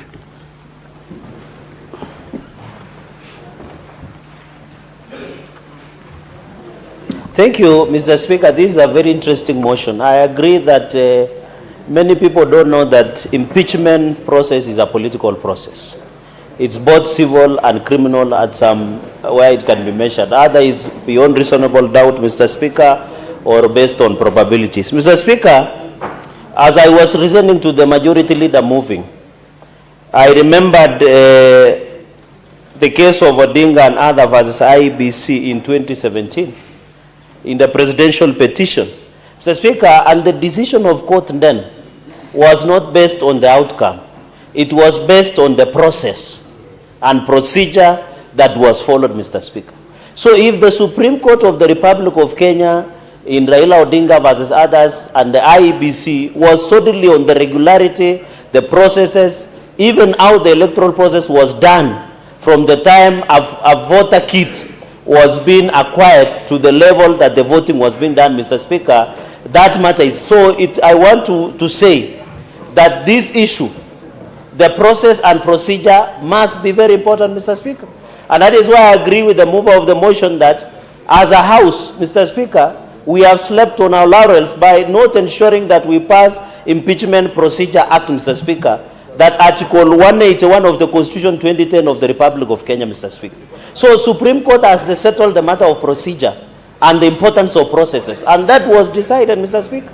So I want to advise, because I have sat from the governor's side and the county assembly side, they are agreeing that 23 people voted. But if you do the math, it should be 23.33, and when you truncate, it should be 24, Mr. Speaker. And therefore, the fact that we have agreed that the principle of Section 33 has not been met, Mr. Speaker, then it brings a lot of questions. The issue is the Senate is a trial chamber. Do we proceed and listen to the matter to full conclusion like in Kericho 2? Or do we proceed and terminate like in Kericho 1, for instance, Mr. Speaker? And I think these are issues that we must ensure we discuss at any given point, Mr. Speaker. Even the reading of Article 177, Mr. Speaker. You remember that, and I wanted to seek that clarification at that point before we rose in the afternoon, Mr. Speaker, was on the issue of whether the Senate at that time constituted the county assembly, whether there was vacancy, Mr. Speaker. And those were the questions that we needed clarity on, Mr. Speaker, because I can see my light is on. Mr. Speaker, the question is, you know, you, at least you are a senior lawyer, there is a principle of maxims of equity, Mr. Speaker. Is this a case, he who seeks equity must do equity? That is a question to the county assembly. Or is it a question, equity is the vigilant, not the indolent? And those are principles of maxims of equity that the House and the wisdom that will be subjected, Mr. Speaker, whether will decide to proceed with the process or not, Mr. Speaker. But I think, Mr. Speaker, in my own opinion, justice should be seen to be done, not only done, Mr. Speaker. And therefore, the people of Nyamira are looking upon us that should we go to full trial and listen to the issues that have been set under Article 181, Mr. Speaker, of the Constitution on abuse of office, issue of incompetence, issue of corruption, the running of the government, Mr. Speaker. It is the way that we can ensure that either we enrich the growth of devolution, Mr. Speaker. And I want to say, Mr. Speaker, in conclusion, one of the oversight tools, and I want to agree with MCS, and disabuse, one of the oversight tools, Mr. Speaker, in this country, under devolution, Mr. Speaker, is also impeachment.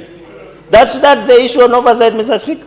It is you either do an impeachment as part of oversight or any other forms of oversight, Mr. Speaker.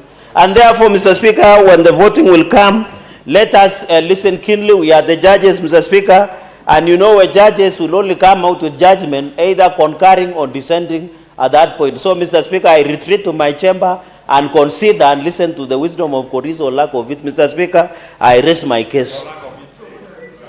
Senator Richard Onyonka.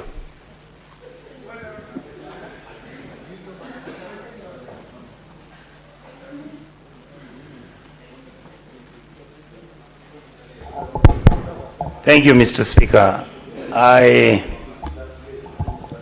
would like your protection from Majority Leader who is talking on his phone. Thank you, Mr. Speaker. Mr. Speaker, I happen to be in a very unique and complex position. As a member of the Kisii delegation, which is a neighbor to Nyamira, who are our brothers, this matter has been running for as long as I remember, since I became a senator in this house. Members of the County Assembly have constantly disagreed over the issues in Nyamira, and on several occasions, different individuals have been blamed for the issues that have been happening and the things that have been happening in Nyamira. I don't want to spend a lot of time explaining those things. Mr. Speaker, even when that is a very complex and maybe completely political issue which needs to be sorted out, I stand and defend my positions based on the law. If the law is what we have decided to follow as a people who want good governance and administration, who want to provide services to their people, then, Mr. Speaker, we really have to agree that we are going to follow the law. My wish would have been that we listen to all the charges that have been brought, but then that means that we would have preempted the discussions about the issues of the PO and indeed the rest of this case. My suggestion would be, if members of this House feel that the threshold was not reached, then we accept that as a position. And the problem that I was unable to interrogate, Mr. Speaker, was that in Nyamira, there were 3 members of the County Assembly who were not there when these elections were taking place. Not the ones who traveled, but there are about 3, I think 2 were having by-elections the other day, and 1, I think, had passed on. And they had not been at the assembly for close to 2 years. So what many people were asking me as I was sitting here is, the fact that these people who've been at the county assembly have only been 23, what does it mean? My worry is, if you are going to impeach Mr. Nyaribo with 21 or 22 members of the county assembly, and this House convicts, there's a likelihood the court will actually refuse to convict. And Mr. Speaker, what I would want to encourage my colleagues here is that let us follow the law and make a decision whether that law is good or bad. My point, Mr. Speaker, is that we have set precedent, and the precedent is there on Kericho 1, there's precedent on Kericho 2, and all that precedence does exist.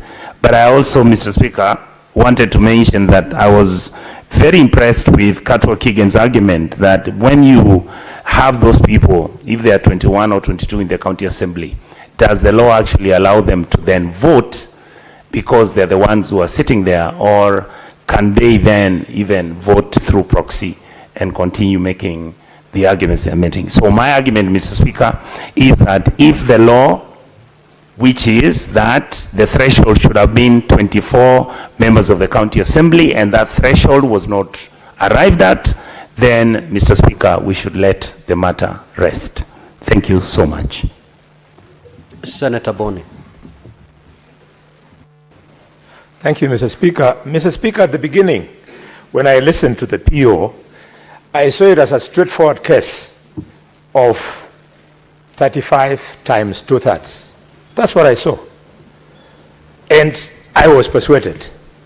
However, both parties have invited me to want to hear more, both the governor and the county assembly. What do I mean, Mr. Speaker? People watching me in Nyamira now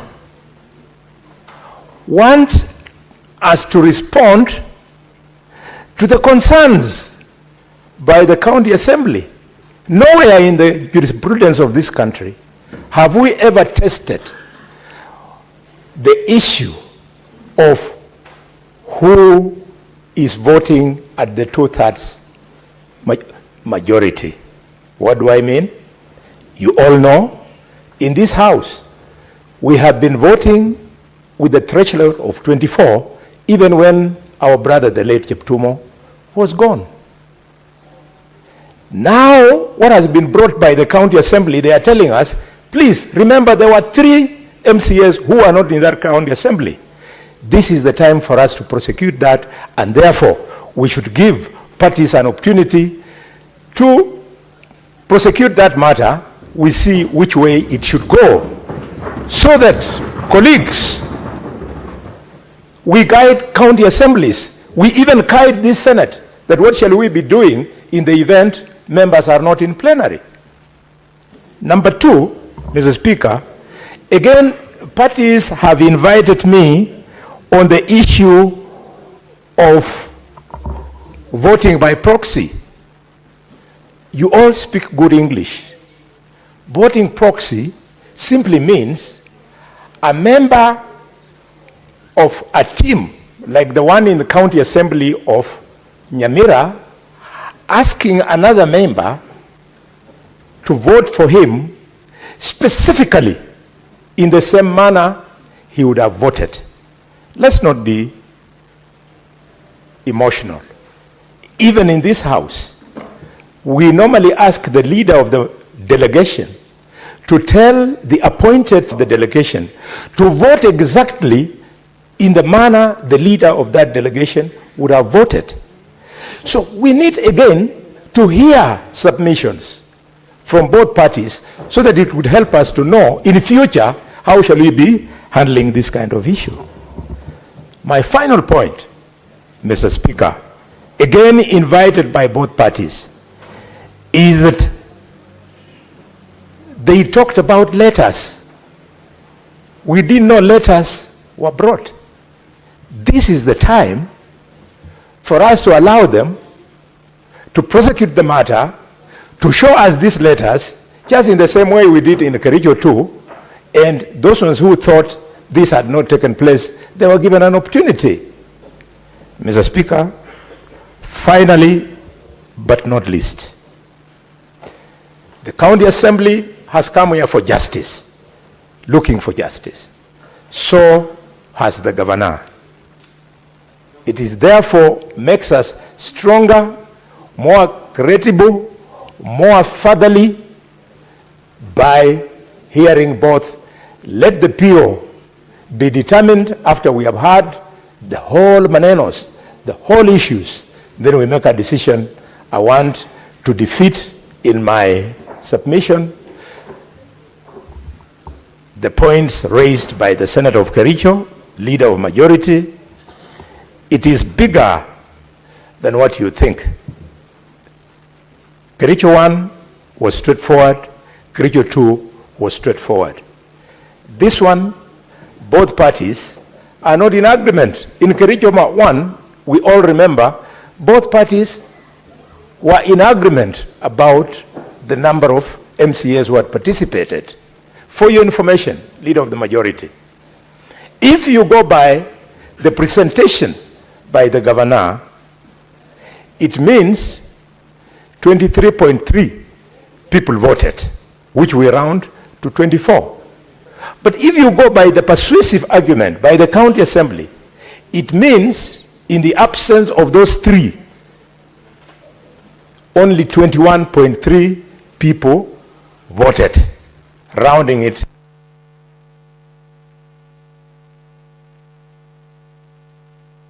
Senator Wambua. Thank you, Mr. Speaker. Mr. Speaker, 2 or 3 things. First is to correct the impression by Senator Boni Alwale that after we dispense with this PO, we are going to meet it again at the final stage of voting. Because that is not the case. The Speaker, if I heard you right, you remember in Kericho 2, the Speaker ruled that the PO should be subsumed into the main hearing. So when we are voting, we will begin voting with the PO. For now, what the Speaker has asked us to do is to vote on the PO, dispense with that matter here, and we are not going to meet the PO at another given time. So that should be very clear to members, that if we are done with it here, we are not meeting it again. Mr. Speaker, I asked lawyer Katwa Kigen a question, and I wanted to learn from him. I'm afraid I did not learn a lot. At what point does a membership of an assembly determine? Mr. Speaker, you cannot tell me that a constitutional and legal requirement is a moving target. That becomes very tricky. That becomes very, very tricky, Mr. Speaker. Because then what it means is this. It means that because us as a Senate, we vote as 24 delegations, if there is a vacancy in one delegation, then we must lower the threshold for voting. It means, Mr. Speaker, because the requirement for a presidential election is at least 24 counties, then if for some reason one of the counties does not participate, then we should lower that threshold.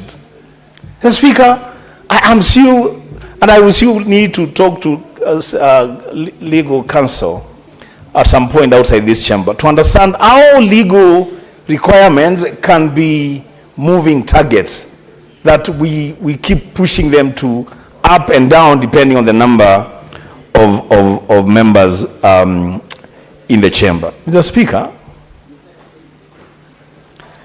on the issue of the second PO on proxy voting, again, Senator Boni Alwale got it all wrong. The voting in the Senate is by delegates. We don't have delegations in county assemblies. So it cannot be that a member of a county assembly representing one ward can ask another member of the same county assembly representing a different ward to cast a vote on behalf of that ward. That becomes a bit complicated. Mr. Speaker, I've listened to the majority leader, I've listened to the minority leader, I've listened to submissions from colleagues, and I've heard one thread that is running across: the search for justice. The county assembly wants justice from the Senate. The governor of Nyamira wants justice from the Senate.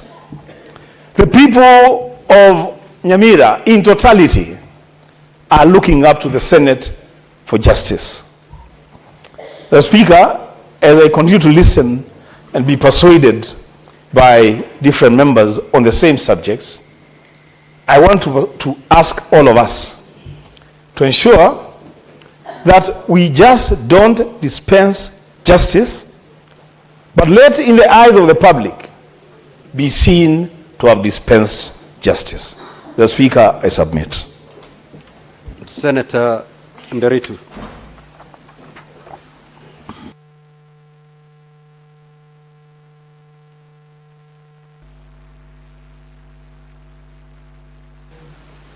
Asante Bwana Spika kunipa fursa hii. Kuanzia mwanzo, Bwana Spika, ni dhahiri shahiri ya kwamba tunachoangazia ni ikiwa kulikuwa na idadi tosha ya inayotakikana kumtimua gavana. Bwana Spika, inayohitajika kulingana na sheria ni dhuruthi mbili ambayo ilipaswa izingatiwe. Lakini Bwana Spika, kwa sababu tunajua kwamba sheria za Kenya, sheria hii ambayo inayonukuliwa ya kusema ya kwamba tunahitaji thuruthi mbili ni sehemu ya 33 ya sheria ya serikali ya kaunti, Bwana Spika. Lakini Bwana Spika, vile vile hata ijapokuwa kwa tukiangazia hayo na vile kumesemekana ya kwamba haki ni mpaka ifuatwe, Bwana Spika, katiba ya Kenya katika kipengee cha 159(2)(d) kinasema ya kwamba haki itolewe bila kujali mno taratibu za kiufundi.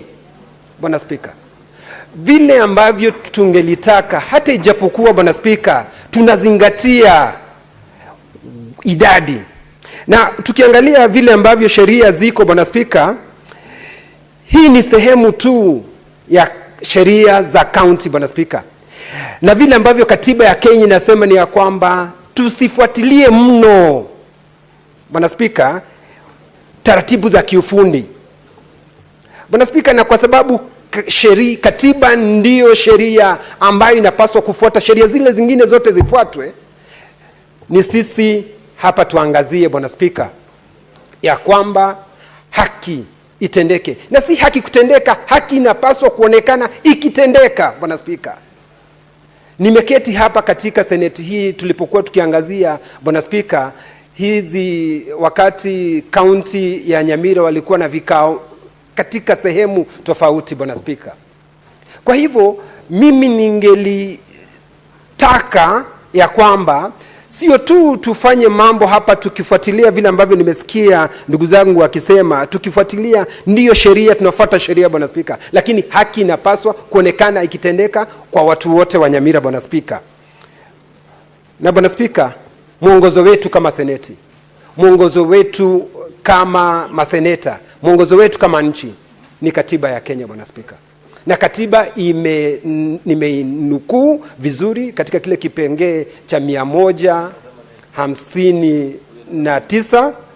Nasikia kiongozi wengi anauliza nimenukuu wapi, na nataka kumwambia kwamba haki itolewe bila kujali mno taratibu za kiufundi. Nashukuru Bwana Spika kunipa fursa hii, na ningewarai wenzangu Bwana Spika wafuatilie ndio haki iweze kutendeka. Haki kwa Nyamira ni haki kwa Laikipia. Haki kwa Nyamira ni haki kwa Kericho Bwana Spika. Tulifanya hayo mambo hapa kwa Kericho, tukangoja Bwana Spika. Kwa hivyo hata siku ya leo tutafanya hiyo haki, na sio kufanya haki. Haki inapaswa kuonekana ikitendeka kwa Wakenya wote. Nashukuru Bwana Spika. Senator Manzo. Thank you, Mr. Speaker. Mr. Speaker, the maxim of equity also say, he who comes to equity must come with clean hands. Mr. Speaker, the fact that there was Kericho 1 and Kericho 2, that was enough to send a message. It is a matter of public notoriety that the threshold is known. It is 2/3, and the calculations were then done, even with experts, and that matter has been settled. Mr. Speaker, when in the same matter in the national election, you say that the presidential elections are 50+1. There is no way you will come up with any other situation. If in a presidential election there is no one who garners 50+1, then there will be a rerun. And therefore, in this particular case, we should adhere to the law, 2/3. If there is no 2/3, Mr. Speaker, there is no case before the Senate. And I think this should go to every county assembly so that they will be very careful. The moment they are not garnering 2/3, that they know they have no business coming to the Senate, because the law is very clear. Mr. Speaker, there is also the issue of standing orders of the county. Mr. Speaker, all the law in the country follows the Constitution, then it follows statutes, and then whatever is made under the standing orders must conform with those two, Mr. Speaker. So you cannot have standing orders which allow a delegation of a further delegation, because delegated power You see, the assembly exercises delegated power of the people. And a person whose power has been delegated to cannot delegate further, Mr. Speaker. And therefore, it is better that every now county assembly in the country learns this, because impeachments have no time limitation. You can even impeach even 1 week to the general elections. And there is always an opportunity, Mr. Speaker, to come back again for the county assembly. And we have seen Kericho 1 and Kericho 2. And the most important thing, Mr. Speaker, in these circumstances is to follow the law, and then all of us are equal before the law, and then do the right thing so that we can save the Senate's time and also the Assembly's time. I thank you, Mr. Speaker. Senator Karungo Watangwa. Thank you very much, Mr. Speaker. Mr. Speaker, before I became a senator, I used to follow the proceedings of this House. And one senator for Siaya then, James Orengo, said that impeachment is a political process. And I think so many people took him seriously. And you can even hear from Senator Charargei, they still believe impeachment is a political process. But Mr. Speaker, I say the mandate to impeach is sacred. It's not political. It cannot be used to be a political weapon or try to intimidate or to coerce, Mr. Speaker. That's why this House must follow the law. And we must follow the law from the beginning, Mr. Speaker. Because we have heard here, even from the Leader of Majority, it has happened before. We had governors who were impeached by the Senate, yet there was no threshold at their county assemblies when they were impeached. That is the governor of Kiambu, Governor Waititu, the governor of Nairobi, Governor Sonko. We have had 2 cases of governor of Kericho, who is currently sitting. In Meru, we also had almost something similar to that, and this one, Mr. Speaker.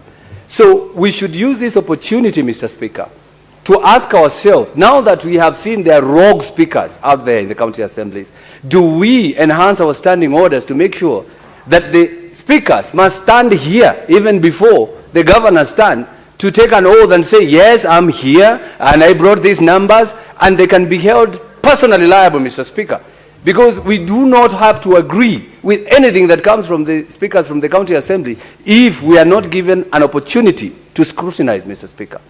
Mr. Speaker, should we also ask that we be having Hansard live footage and coverage when these impeachments are going through? Mr. Speaker, should we be asking for signed confirmations by the MCAs who have impeached someone today here? And I will demonstrate that today, Mr. Speaker, when it comes to voting, by not voting through the processes, to show that I'll be called over there to go sign somewhere to show how I voted.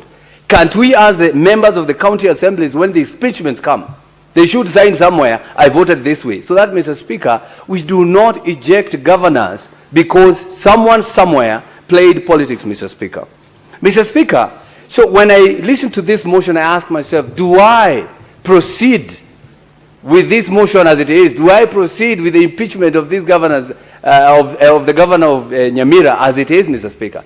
That is a question I'll be answering at the end. But again, Mr. Speaker, we have had some governors are sponsoring their own impeachments so that they can garner sympathy from their people, Mr. Speaker.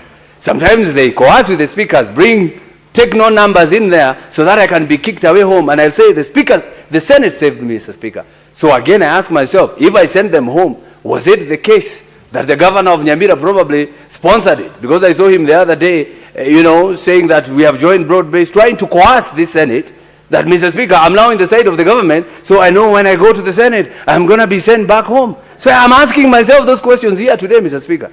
So the best thing is to go full throttle, Mr. Speaker. Let's listen, so that we can also take this opportunity. I have never met the governor of Nyamira. Let me see him today speak here. Let's ask those questions the people or the MCAs are asking, Mr. Speaker.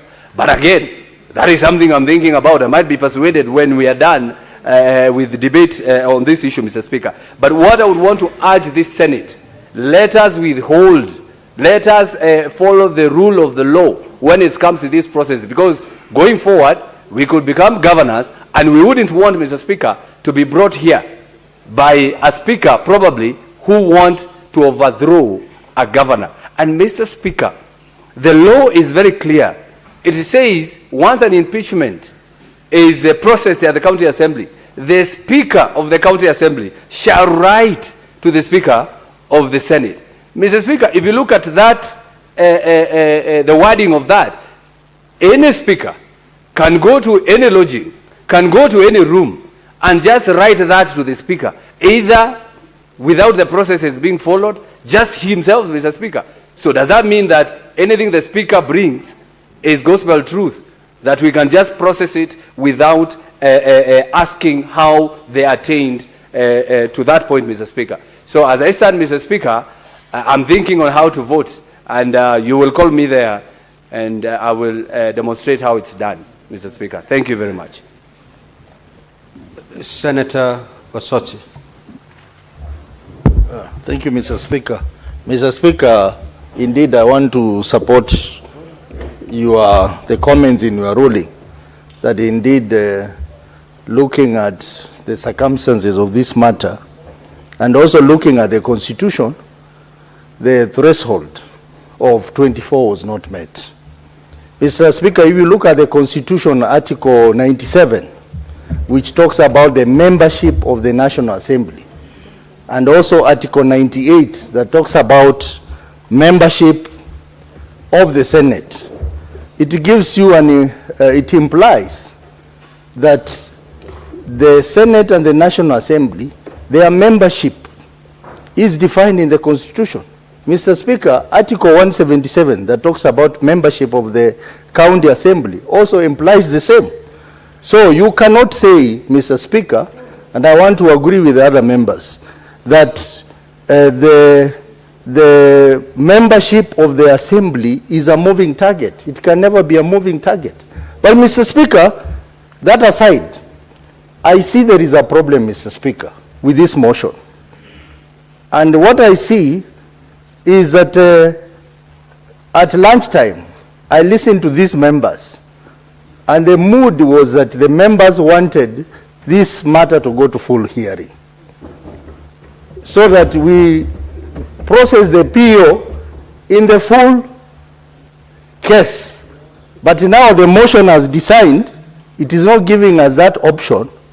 It is either we agree to the PO or we reject it. Mr. Speaker, we have a danger here, because if this motion is passed as it is, it means now we go to full hearing. And in the full hearing, the matters that will arise, if they are substantial enough to compel this House to impeach the governor, then we will have a problem legally, Mr. Speaker.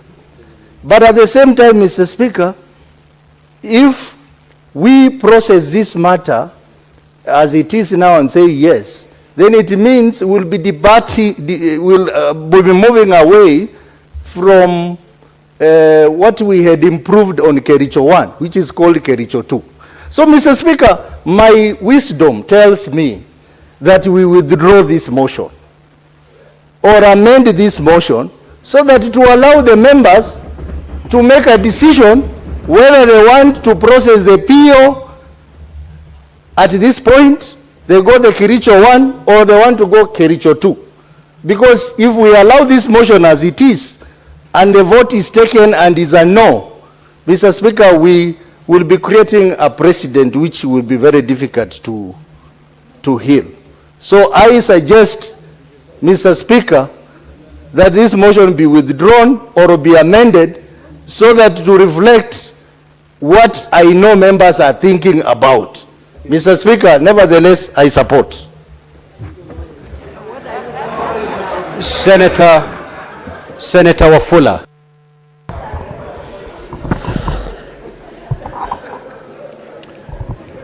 Asante Mheshimiwa Spika kwa nafasi hii.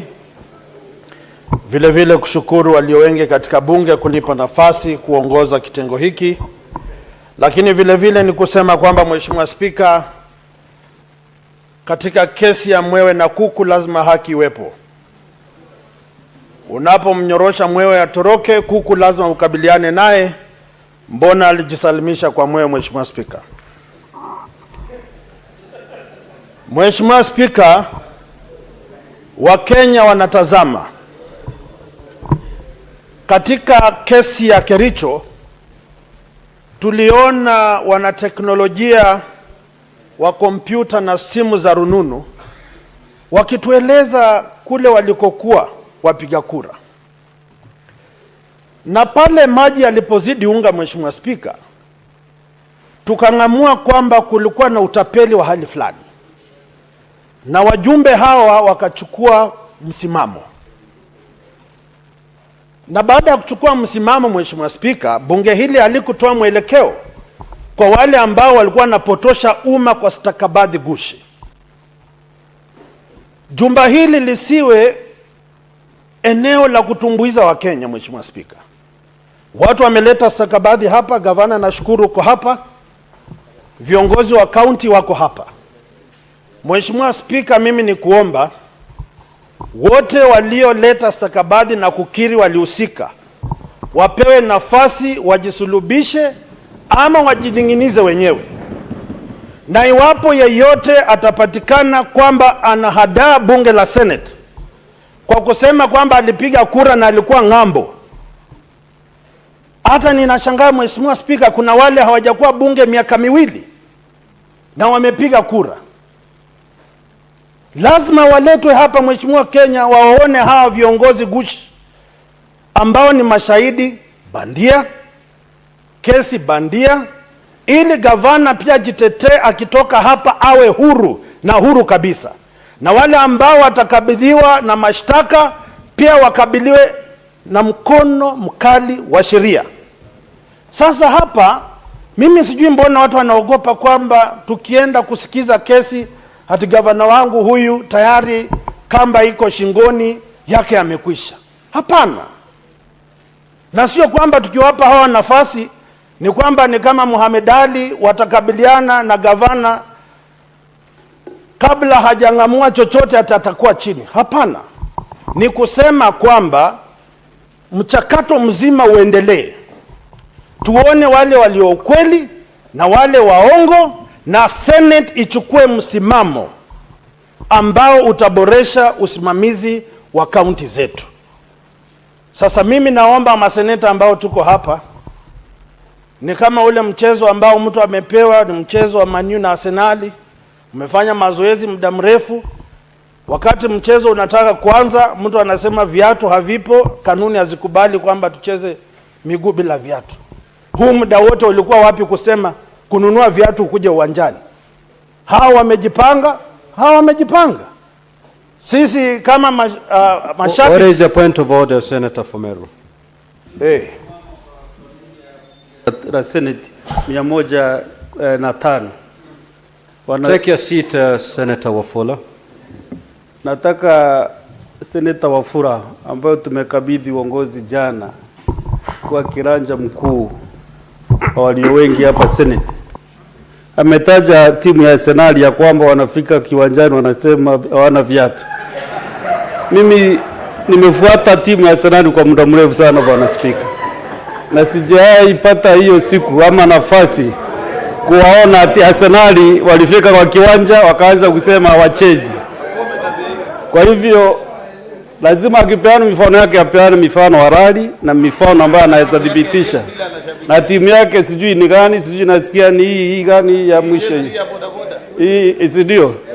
So bwana Speaker, lazima awe na ile tunaita kwa Kiingereza statement of fact, sababu kutaza timu kubwa ya Arsenal kwa kejeli hairuhusiwi kabisa. Order, honorable senators. Nafikiri Senator wa Bungoma alikuwa anapeana tu mfano. Mheshimiwa Speaker, na hoja tumwache malize hoja yake tafadhali. Nadhani kuna utapiamlo wa kufuata umantiki wa hoja zangu. Mheshimiwa Speaker, mimi ni kuomba tu viongozi wenzangu kwamba hawa wote wako huru kujieleza. Tayari tumeona pale palipo na shida, lakini tuwasikize. Mheshimiwa Speaker, nimekuwa mwanachama wa kamati ya ugatuzi.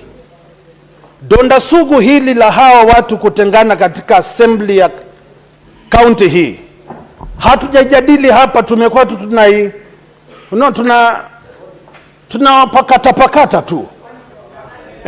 najaribu kutumia lugha nadhifu kidogo. Leo wamekuja hapa tena maseneta wanasema ati sheria haikubali ati mkondo mfumo. Hapana Mheshimiwa Spika, tusiwe matapeli wa kisiasa. Leo wamejileta tukabiliane na wao, wajieleze, tuwasikize, tuwaulize maswali, aliye na hatia akabidhiwe, lakini yeyote asiwe na wasiwasi. Hawa maseneta wana akili timamu, wamesoma, wanamcha Mungu na wanapenda haki. Mimi nawatakia kila laheri. Mheshimiwa Spika wenzangu, twende njia ya kusikiza kesi, na mimi naomba gavana usiwe na shida.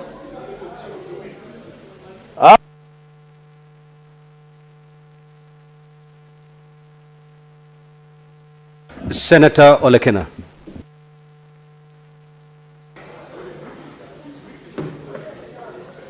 Thank you, Mr. Speaker. Mr. Speaker, I rise to support this motion. Mr. Speaker, I've never been clear on my mind on the direction that I want to take as much as I'm clear today. You know, you can never bend the truth, Mr. Speaker.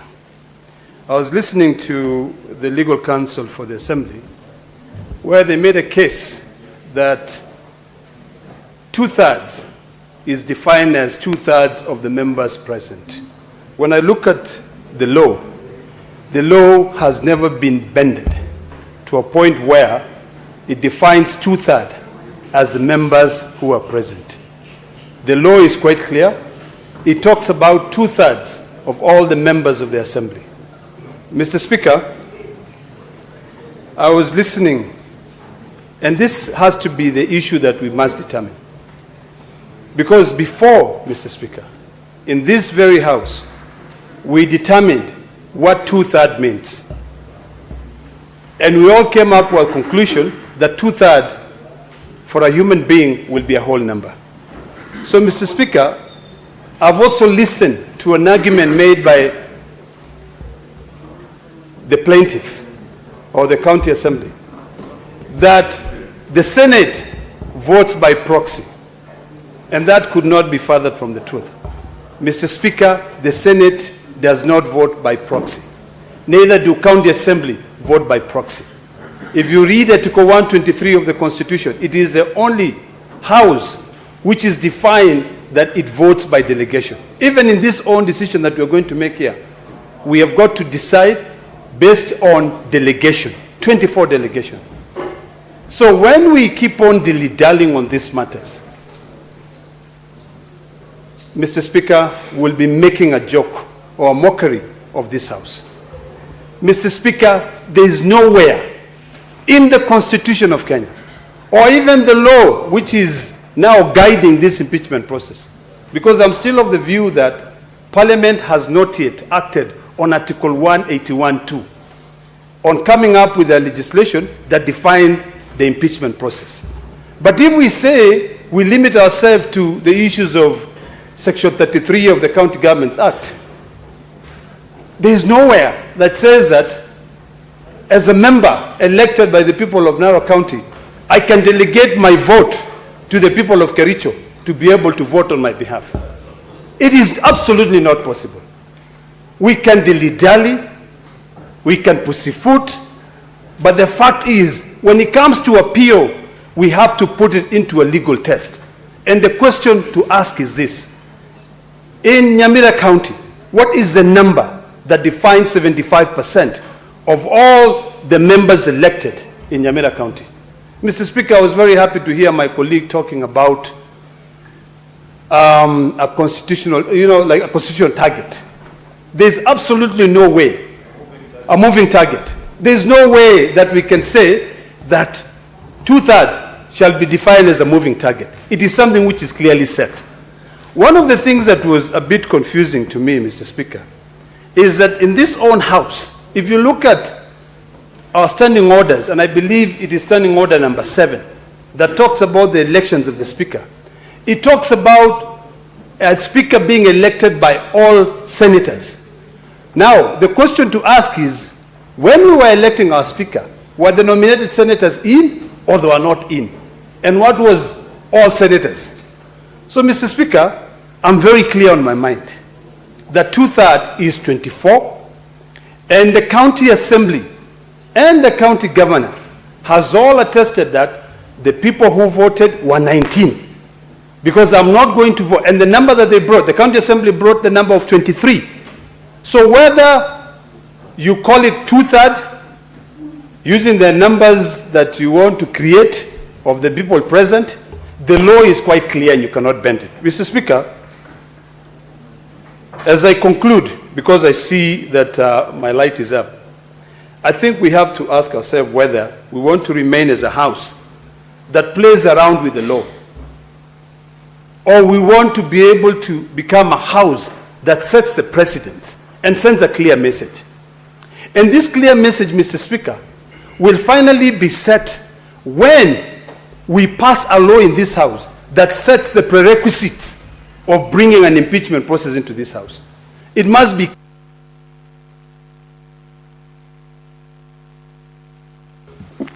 Senator Kisang. Thank you, Honorable Speaker. Honorable Speaker, I rise to oppose this motion, Honorable Speaker. Honorable Speaker, in the Kericho 1 motion, in Kericho 1, Honorable Speaker, it was clear day and light. There were 47 MCS in the Kericho County Assembly, but those who voted were 31, and the threshold was supposed to be 32, Honorable Speaker. In Kericho 2, Honorable Speaker, we, in our own wisdom, which I still disagree, Honorable Speaker, that we decided to look for an expert. And when you look for an expert, I expected that when the expert gives an opinion, we'll go with the opinion of the expert and not subjecting the same opinion of expert to non-experts, who is ourselves senators, Honorable Speaker. I thought that is, I don't agree with that. Honorable Speaker, the 2010 Constitution, some of us opposed it, because we say there was 20% of that constitution that required to be refined, and we have a referendum at a later date. But the country at that time said we move on, and we fought. And we fought, Honorable Speaker, knowing very well that there was a 20% of the constitution that required some amendments. And 12 years or 14 years later on, Honorable Speaker, 15 years, we have not amended the constitution. And there are some flaws in this particular constitution. That's why I agree. When you check this particular county, Honorable Speaker, after election there were 35 MCS. By the time the impeachment motion in Nyamira County, Honorable Speaker, there were only 32 MCS in that county assembly. So now the question that we need to look at, as we also look at the constitution and look at the law that the JLAC have said they have brought to the House, Honorable Speaker, is what is the threshold?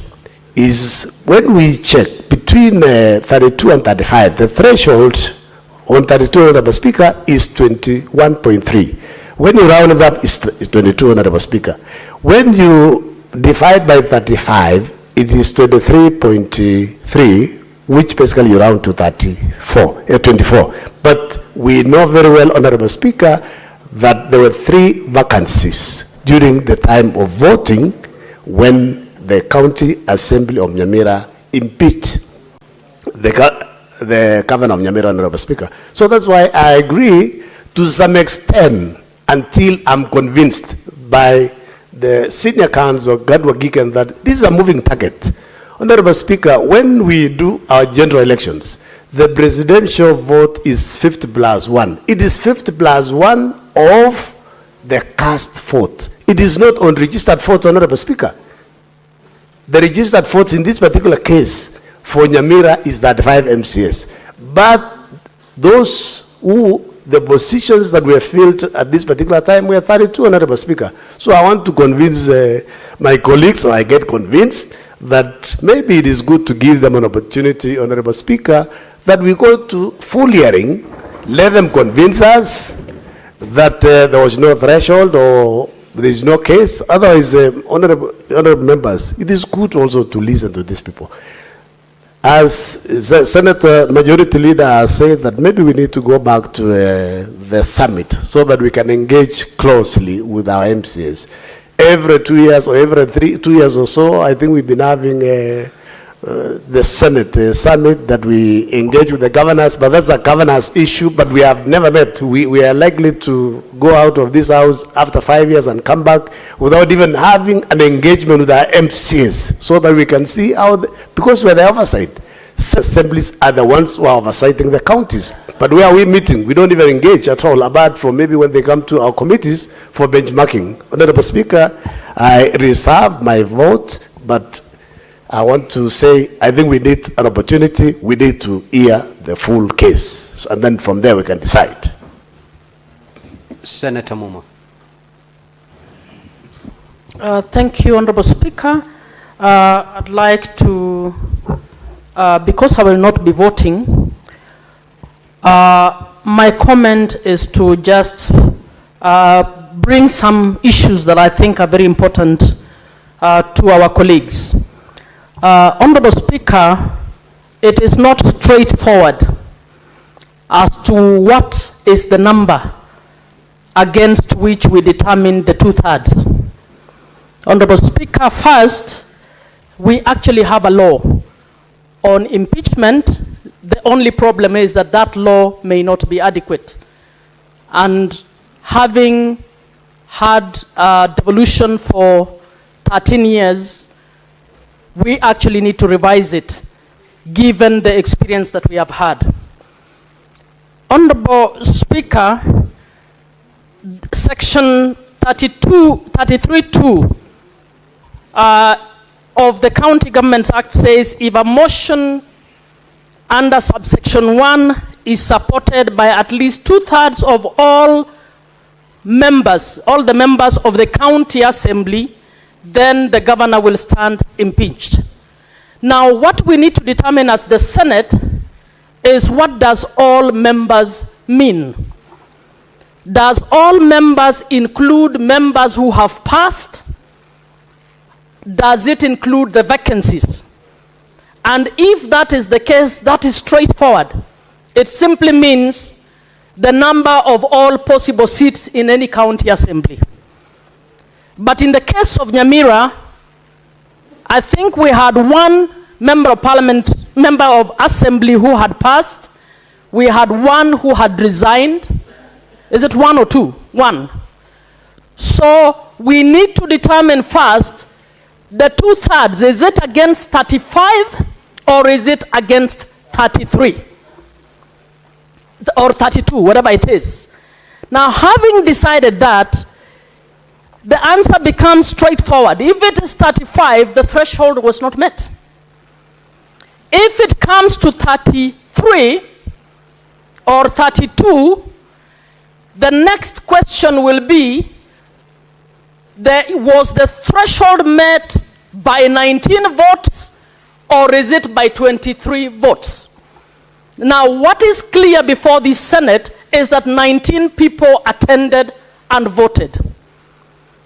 As to whether the other 4 people who voted by proxy were valid votes is a matter that we cannot decide at this time. It's a matter that you would have to listen to both sides, because one side has contested the validity of those 4 votes. Another side has also given evidence of the validity of those votes. So can we say this is a straightforward matter? In my view, we cannot say so. And because we want to be able to guide and to set the president right, the key issue is when the law says 2/3 of all members. Is it of all members alive? It doesn't say so. Or is it of all members contemplated to be in any county assembly, which means the possible maximum number of members of the county assembly. So as we guide, I would wish that members and the House is able to look at this seriously, because we want to respect the rule of law and we also want to set the correct precedent on this matter.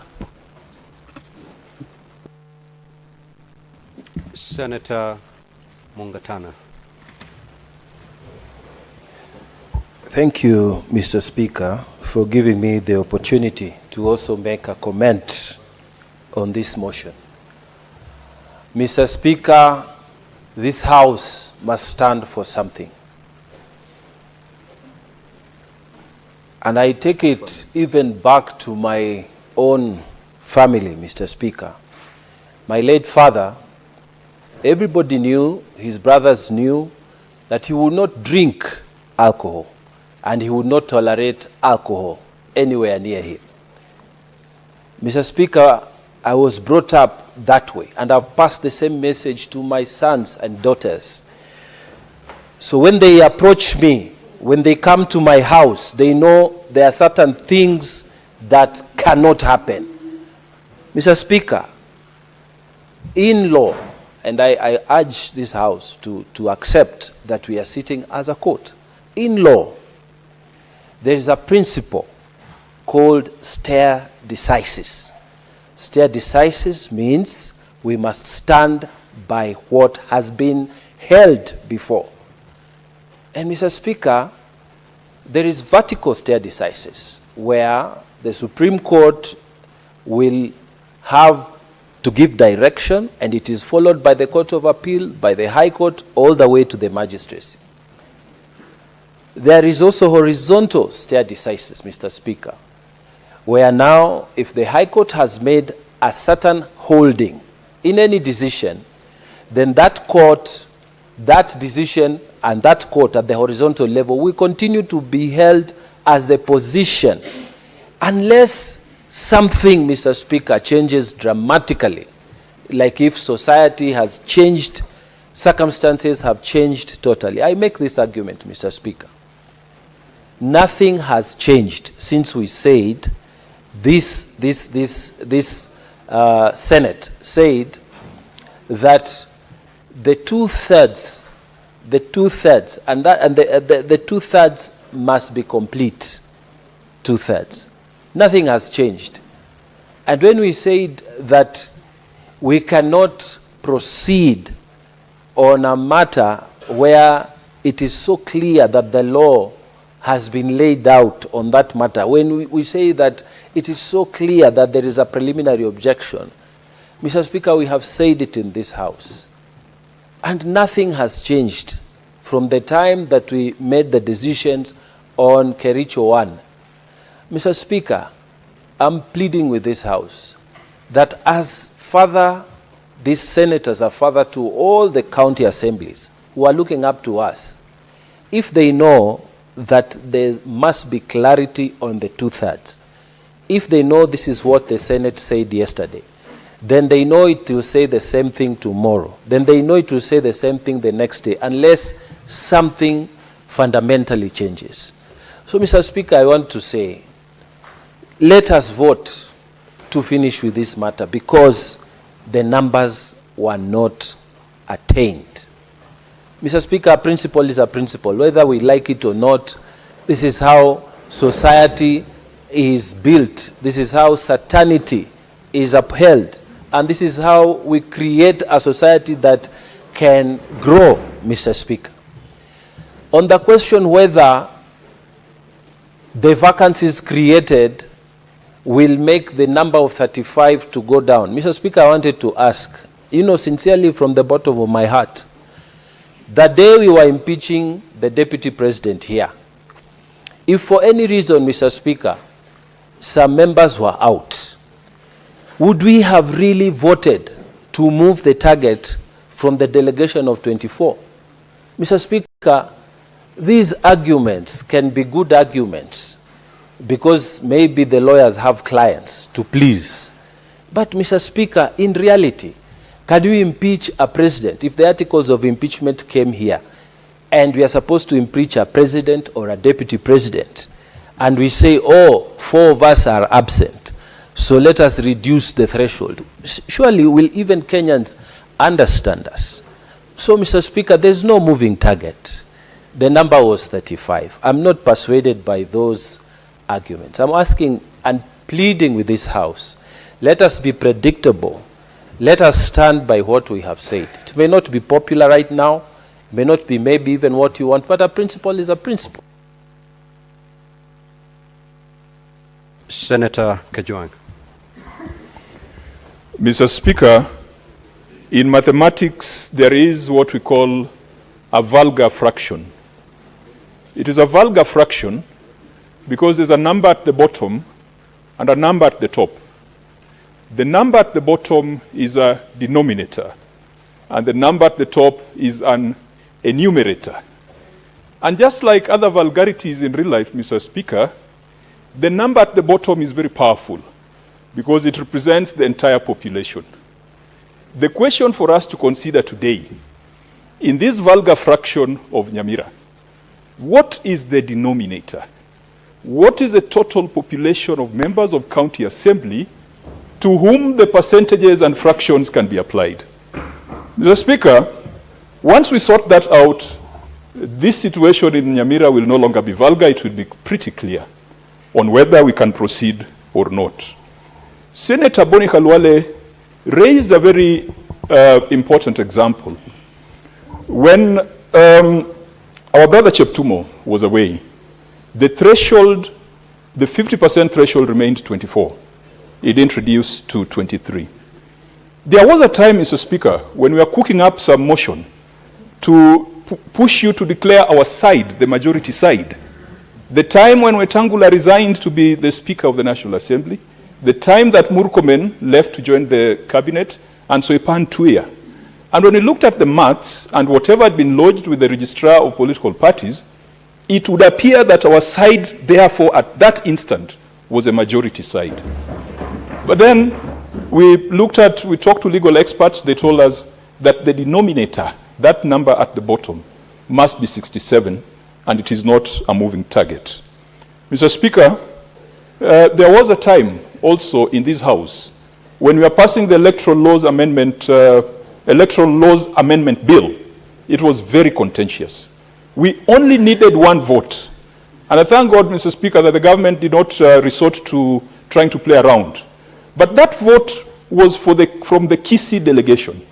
Then the senator was Senator Chris Obure. But there was a member of that delegation called Senator Jose Onchwangi. He was sought and found somewhere in River Road, and he came to this house panting, and he cast a vote, and the election amendment laws were passed. When we were fighting over the formula in the last parliament, Mr. Speaker, it would have been easy for the government to reduce the denominator so that the 2/3 could be achieved. But they realized that that was going to be dangerous. And so the government of the day resorted to intimidation of Senators Lelegwe, Senators Lagat, and Senator Malala, even though Senator Malala was a willing accomplice. Mr. Speaker, if we can sort out this thing of denominator, we will have clarity.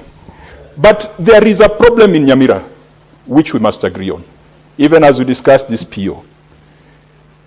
This is not the first time we are debating a matter with regards to Nyamira on the floor of this House, be it in the Devolution Committee, be it in the Public Accounts Committee.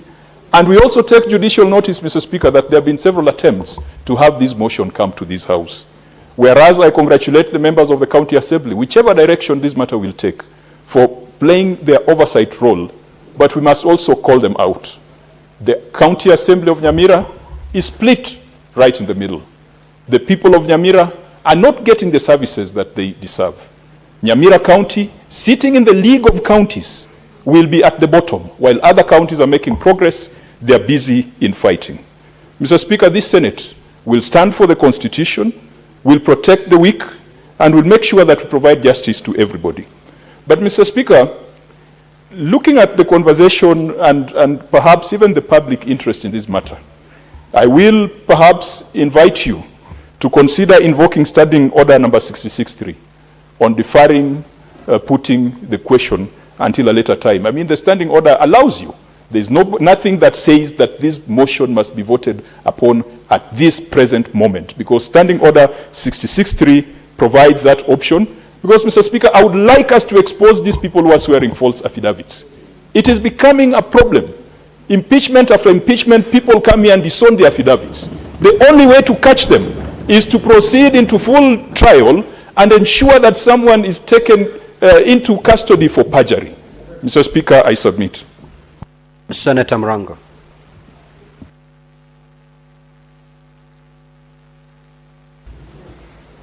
Asante sana Mr. Speaker kwa kunipa nafasi ili niweze kuchangia katika mswada muhimu ulio mbele yetu. Mr. Speaker, maisha yangu ya awali nilikuwa mwakilishi wadi. Na sana nilikuwa kiongozi wa wengi katika bunge la Kirinyaga. Na nilihusika pakubwa kumng'oa gavana ambaye alikuwa kwa wakati huo. Mr. Speaker, kitu ambacho ningetaka kusema kwanza, kufikisha gavana ili anjibu mashtaka katika bunge la Seneti kupitia wakilishi wadi ni jambo moja ngumu sana. Ni jambo msaragambo. Mahali Mr. Speaker inafika hata maisha ya wakilishi wadi inakuanga katika hatari Mr. Speaker. Lakini Mr. Speaker, nimesikia kuongea mambo ya dhuruthi mbili ya wale ambao wanafaa kupiga kura ili kumng'oa gavana. Lakini Mr. Speaker, hii dhuruthi mbili ni ya nini? Ni kuni, ni wanyama ama ni watu? Kama dhuruthi mbili ambayo inahitajika ni wakilishi wadi ambao ni watu, hivyo ni kusema ni wakilishi wadi ambao walikuwa wamechaguliwa. Kama hawakuwa basi hawangehusika, kwa sababu wale hawaku wakilishi wadi, kwa sababu ndio kuwa mwakilishi wadi lazima ukuje uchaguliwe na uwe upewe kiapo Mr. Speaker. Na Mr. Speaker, mimi naona kama Mr. Speaker, tukisema kwamba mbunge la gatuzi la Kisii lilikosea ama limekosea, itakuwa ni sawia na kuchinja bata kwa sababu ya kuharisha, na bata wote huharisha Mr. Speaker. Mr. Speaker, ningetaka niseme kitu kingine Mr. Speaker. Mr. Speaker, tunapochangia jambo kama hili na kusema kwamba linafaa ama linawiana na lile jambo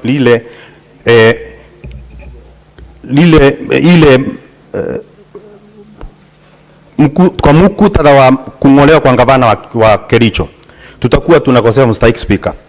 Kwa sababu tulipokuwa tunaongea mambo ya Kericho, wakilishi wadi ambao walikuwa wamehusika wote walikuweko, hakuna hata moja alikuwa anakosekana.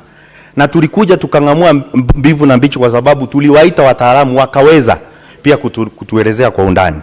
Na kwa sababu Mr. Speaker, tukisema kwamba tufanye uamuzi dakika hii bila kusikiza na tujue pia kuliendelea namna gani, naona ni kama haki itakuwa haijatendeka Mr. Speaker. Kwa hivyo nilikuwa nakuomba Mr. Speaker kwamba kama inawezekana jambo lililo mbele yetu likuje baada ya kusikiza pande zote mbili ili tuweze kuwa na uwiano, itakuwa ni nzuri zaidi Mr. Speaker. Na niseme uamuzi ambao tutafanya siku ya leo utakuwa ni uamuzi wa maseneta wote ambao katika bunge la Seneti. Kwa sababu Mr. Speaker, katika msako wa nyani ngedere hawezi kwepa. Kwa hivyo tukifanya uamuzi ambao tunafanya siku ya leo, ni vizuri tuhakikishe kwamba haki imetendeka katika wakilishi wadi wa kutoka eneo la Nyamira na pia kwa gavana ambaye ametoka katika eneo la Nyamira. Nikimalizia Mr. Speaker, ni kwamba ni kweli kumekuwa na mambo mengi ambayo ilikuwa inaendelea katika gatuzi la Nyamira. Na tukisema ya kwamba leo ambao tuko nao tuwanyime nafasi pia kuwasikiza, tutakuwa tumekosea. Na kama pia tutakuwa tunafanya uamuzi ambao unafanya wakilishi wadi wasikie kama wanachukuliwa kwa urahisi kama bei ya chumvi, itakuwa ni rahisi sana kwamba kwa siku zijazo hata kama gavana atakuwa amekosea, tutakuwa tayari tumewavunja moyo na watachukua hatua ambayo wamepewa kikatiba ya kuleta gavana hapa tuweze kusikiza na kuona na kung'amua mbivu na mbichi Mr. Speaker. Kwa hivyo Mr. Speaker, mimi naomba jambo moja tu. Ikiwezekana kwa nguvu ulizopewa, kwa sababu uko nazo Mr. Speaker na una uwezo, ili swala tulishughulikie likiwa la mwisho ili tupate nafasi ya kila mtu kusikiza na kung'amua, itakuwa ni rahisi Mr. Speaker. Na kama Mr. Speaker hiyo haitawezekana, mimi kama seneta wa Kirinyaga sina budi kupinga, kwa sababu sitakuwa nimeridhishwa na yale matamshi ambayo nimeyasikia hapa siku ya leo. Najua Mr. Speaker, katika siku tulio nazo siku hizi, katika siku hizi tuko Mr. Speaker, ni ngumu sana kumshawishi mbwa kwamba asali ni tamu kushinda mfupa. Na kwa hivyo nitaachia Mr. Speaker. Senator Omtata.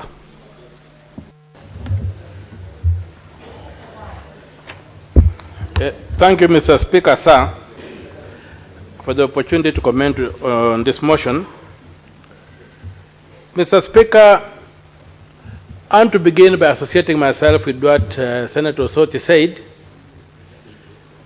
that we run the risk of the House putting this motion to a vote, and if it votes to defeat the PO, which for practical purposes is turning out to be an application, not a pure PO, because if you listened to the County Assembly, they disputed the facts that required a hearing. Much as we may not agree, what I look at, Mr. Speaker, there are two issues which are being conflated. There's the question of quorum. When is a house quorate to conduct business? And there is a house of threshold when voting. So the question of what vacancies can only affect a quorum of a house. In a situation whereby, assuming somebody, we are living in days when people are being abducted. If we had a serious motion on the floor of this house and half the house was 24 senators were abducted and 23 that remained, they will still have the quorum to conduct business, the 23, but the threshold that there should be a supermajority which would require 33 senators would have that motion automatically defeated. So I think we have confused the question of quorum and the question of the threshold to be achieved. And where there's no requirement for a supermajority, like in this House, 15 senators would sit and transact business because the quorum for this House is 15 senators. If it's the National Assembly, the quorum is 50 MPs, members of the National Assembly. They would sit and transact business. But when there is a requirement for a supermajority, it's a supermajority of the whole House. Doesn't matter whether there's a seat that is vacant or not. And even if you go to the law and the interpretation of statutes and stuff, you'll find that a vacancy on a board or a vacancy in a house, for as long as that vacancy does not affect the quorum, that house is quorate to conduct business. The challenge of the quorate house now is to realize the threshold for passing a motion. And if you look at our constitution article, I think it's Article 121, addresses quorum. Article 122 addresses threshold. And I believe that for us to be able to ventilate this question very well, I would associate myself with Senator Soti to request that the current motion, which is really putting us in a straitjacket, be withdrawn, and we be allowed to ventilate this thing the way we did in Kericho 2, whereby we hear the entire motion and then the PO is placed after people have understood the issues. Then we vote first on the PO, and if it is sustained, the governor is acquitted. If it is defeated, then we go and vote on the individual, on the merits of the impeachment. But right now we run the risk of the PO being thrown out. Listen to the mood of the House, we discuss, we talk. PO being thrown out, and then we shall be subsumed, we shall be forced to go into that motion and then vote without consideration of whether the thresholds required for the motion to be in this House to give us jurisdiction to address that motion was there or not. It is slightly dicey, and I'll be praying, Mr. Speaker, that either we amend this motion or we withdraw it and redraft it, because given the straitjacket I find myself in, I'm persuaded to defeat the motion, yet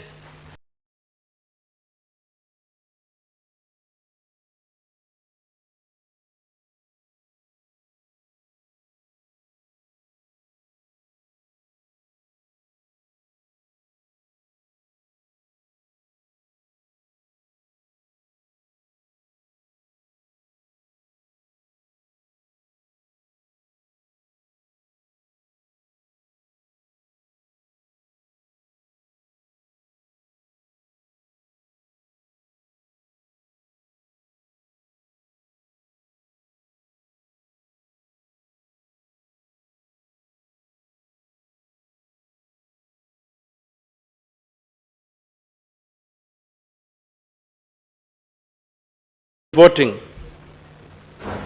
So the question of what vacancies can only affect a quorum of a house. In a situation whereby, assuming somebody, we are living in days when people are being abducted. If we had a serious motion on the floor of this house and half the house was 24 senators were abducted and 23 that remained, they will still have the quorum to conduct business, the 23, but the threshold that there should be a supermajority which would require 33 senators would have that motion automatically defeated. So I think we have confused the question of quorum and the question of the threshold to be achieved. And where there's no requirement for a supermajority, like in this house, 15 senators would sit and transact business because the quorum for this house is 15 senators. If it's the National Assembly, the quorum is 50 MPs, members of the National Assembly. They would sit and transact business. But when there is a requirement for a supermajority, it's a supermajority of the whole house. Doesn't matter whether there's a seat that is vacant or not. And even if you go to the law and the interpretation of statutes and stuff, you'll find that a vacancy on a board or a vacancy in a house, for as long as that vacancy does not affect the quorum, that house is quorate to conduct business. The challenge of the quorate house now is to realize the threshold. Senator Veronica.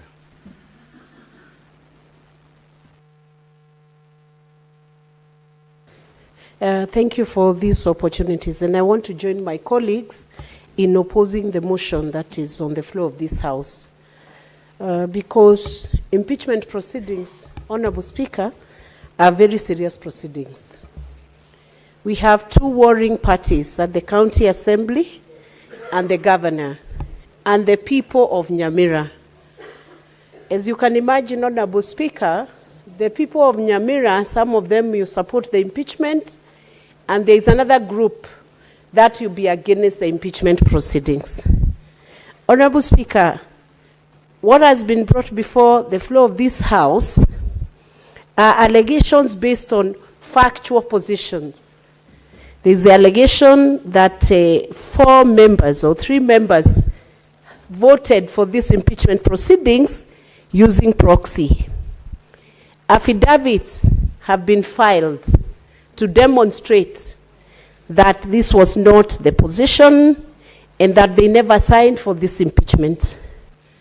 Honorable Speaker, I'm asking myself, if this matter is determined on a preliminary, based on the preliminary objection, how will we scrutinize the affidavits that have been brought to oppose some of the signatures that have purportedly signed in favor of these proceedings?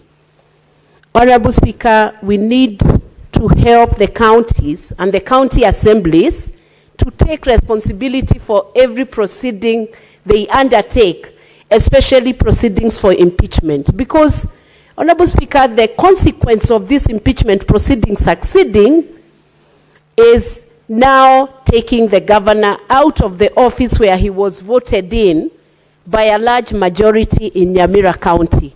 The only way to hold these county assemblies responsible, Honorable Speaker, is to allow a scrutiny of those signatures that were supposedly done through proxy, and question why they were being done through proxy and whether they actually signed on behalf of the MCA and whether that was available to those members of county assembly. Honorable Speaker, that's why I join my colleagues who have insisted that the putting of the question, just like in the case of Kericho County impeachment proceedings, that putting of that question must be deferred until that evidence is scrutinized by the senators, so that the people of Nyamira also feel and know that Senate has listened to both sides. Honorable Speaker, the principles of fair trial demands that both parties be guaranteed a right of being heard. Some of these issues, if they are swept under the carpet in such serious proceedings, which are going to the permanent record of this House, how will Senate explain itself later that these issues have been canvassed, have been considered.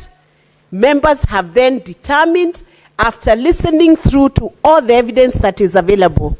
So, Honorable Speaker, I would oppose this motion and beg that because we created a precedent using the impeachment proceedings from Kericho County against the current Kericho governor, we follow and abide to the same precedent, pend and defer the putting of the question in line with Standing Order 66.3 and allow this matter to be heard so that we can then determine whether the threshold was met or whether the threshold was not met. And I want to agree with my colleagues who have insisted that the 2/3 threshold cannot be a moving target.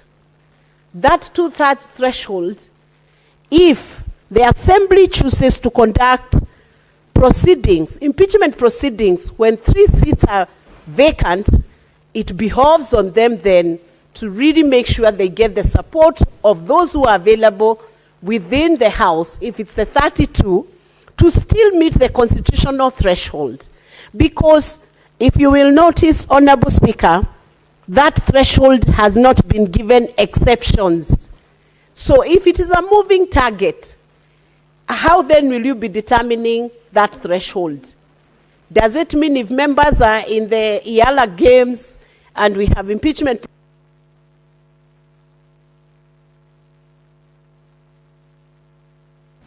Senator Faki.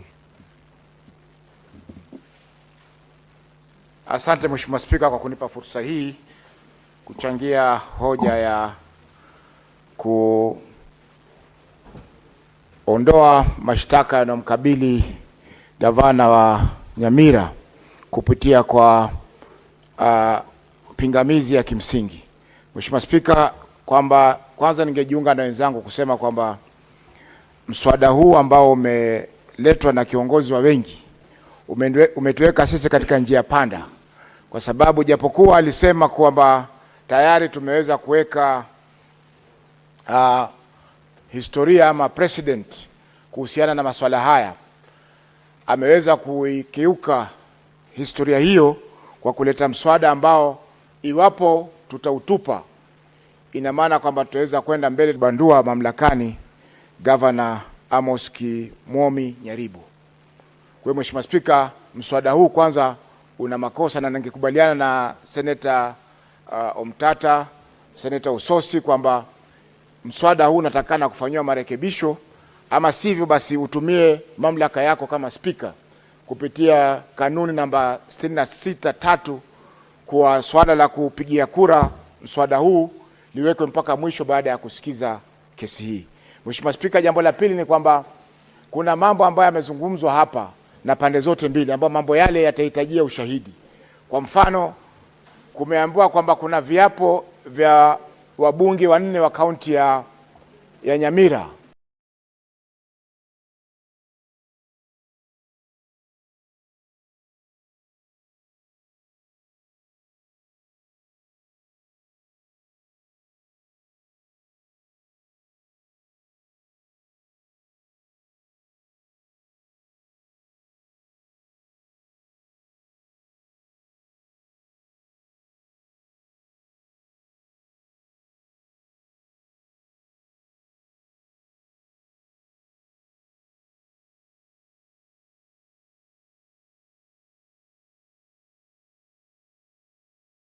kusema kwamba hawakuhudhuria si jopo la usawa, yani sio jopo la equity, zote an equity tribunal. Hii ni sheria ambayo inaturuhusu sisi kusikiza masuala ya impeachment kulingana na katiba na vile vile sheria ile inayosimamia serikali za county. Kwa hiyo Mheshimiwa Spika, mimi napinga hoja hii vile ambavyo imewekwa kwa sasa, na kwamba tutapiga kura kukataa kutamatishwa kwa mswada huu katika wakati huu. Lazima tusikize ushahidi ambao utaletwa kwa pande zote mbili, kwa sababu tumeacha kazi zote nyingine ambazo tungekuwa nazo kuanzia leo na kesho ili kusikiza kesi hii. Asante Mheshimiwa Spika kwa kunipa fursa hiyo. Senator Bass.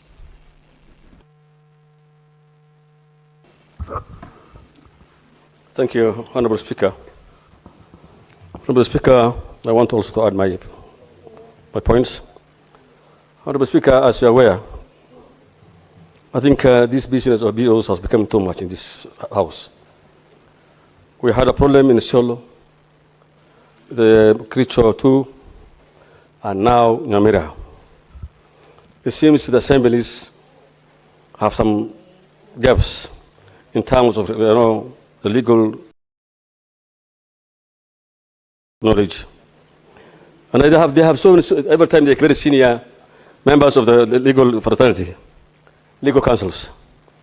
And I think it would have been good for them to before they came here, they put their house into order.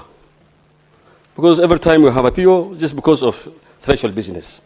And that shouldn't be happening out. Because the kind of people that represent, like again, the assemblies should be able to solve that kind of problem before they come to this House.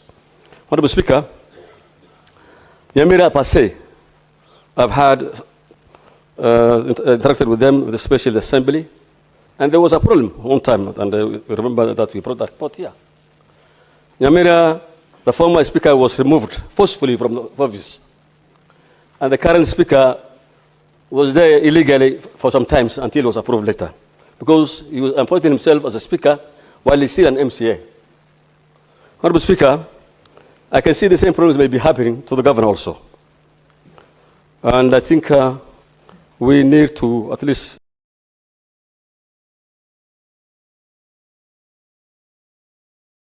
be able, the lacuna that is up there, meeting the thresholds and in terms of the process, we need, as a Senate, I think we need to intervene and have the assemblies on these matters. As it is, every day is a PO, and the problem actually could be genuine or not genuine. One other thing, Honorable Speaker, Nyamira, I think, I don't know whether it's KC or Nyamira, there were three MCA's elections for by-elections. And I don't understand maybe what's happening, because I'm being told one died, one resigned. And therefore, the question is, if somebody dies and then you remember how long it took this country to form IBCs to be appointed. It took quite some time. So what happens now to the assembly? Must you wait for that threshold? Or they can still do their business within the limits, the people they have in that place? So that needs also to be answered, Honorable Speaker. Honorable Speaker, this matter requires a serious legal interpretation. Because we also need to at least get what are we going to do if somebody died and the IBC was not there, the elections are not done. So what happens? Are you going to stop the business of the House? So I think we need to talk, this House needs to also discuss on that and help the matter. Honorable Speaker, the people of Nyamira, I think, deserve to hear to conclusive the problem of this issue. Whether the PO is there or not, I believe the Nyamira people requires to listen and to hear both sides of the stories. And therefore, I will advise the Assembly members and the legal team to be given time to also present their case, so that we don't get this kind of problems always. With those few remarks, Honorable Speaker, I oppose the PO motion. Senator Bertus Akin. Senator Kavindu.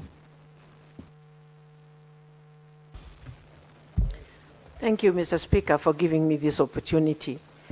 This motion, to me, is a bit complicated because the threshold was not met according to the numbers that has been given. We are given 35 MCRs, and 24 would have voted if they met the threshold. But then we didn't get that number. Mr. Speaker, I know there are issues according to how the issues were read. There are issues at Nyamira. But Mr. Speaker, if we go ahead and listen, like some of us have said, if we go ahead and listen to this matter, and then we find the governor guilty at the end, and we've not dealt with this, what will happen? Will we impeach the governor without the MCRs meeting the threshold? Mr. Speaker, I would say that if the County Assembly has a case, they should, because with the 32 members of County Assembly, they would have still gotten the 24, which is the threshold of the MCRs to impeach the governor.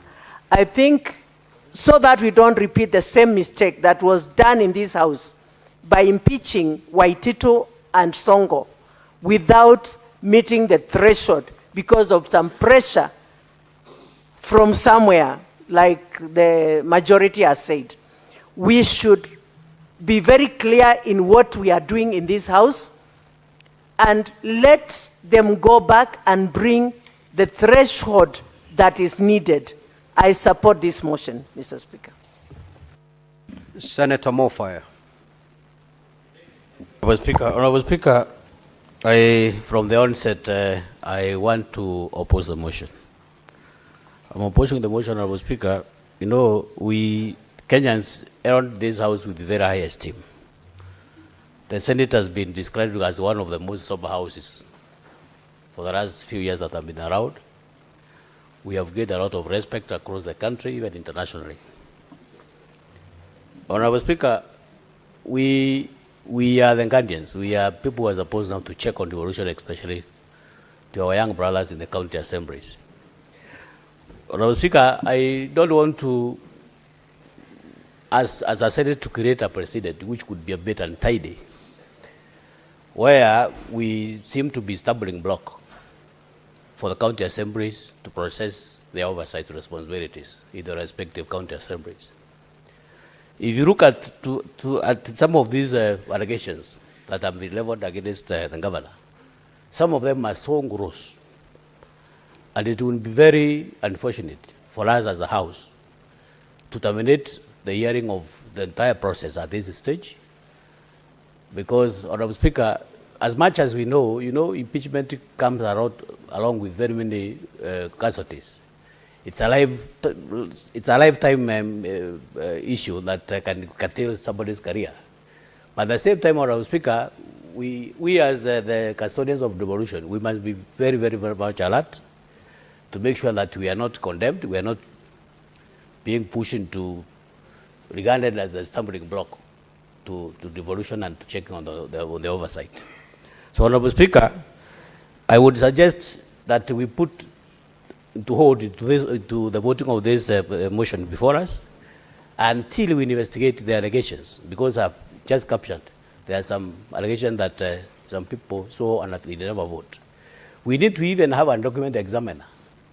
We need to have an expert to verify whether those allegations that have been brought by those who allege that they never voted are true. Because, Honorable Speaker, we have processed 3 POs here. If you listen to Isiolo now, and there's so many other counties that we have done, we must be very clear on what we are doing, Honorable Speaker. Let us be very, very, very, very frank. Let's be very sincere. Let's be very bold on both sides, because we also need to protect the career of the governor. We also need to protect the oversight and responsibility of the county assemblies across the country. So, Honorable Speaker, from the onset, I oppose the motion. Senator Shakila Abdallah.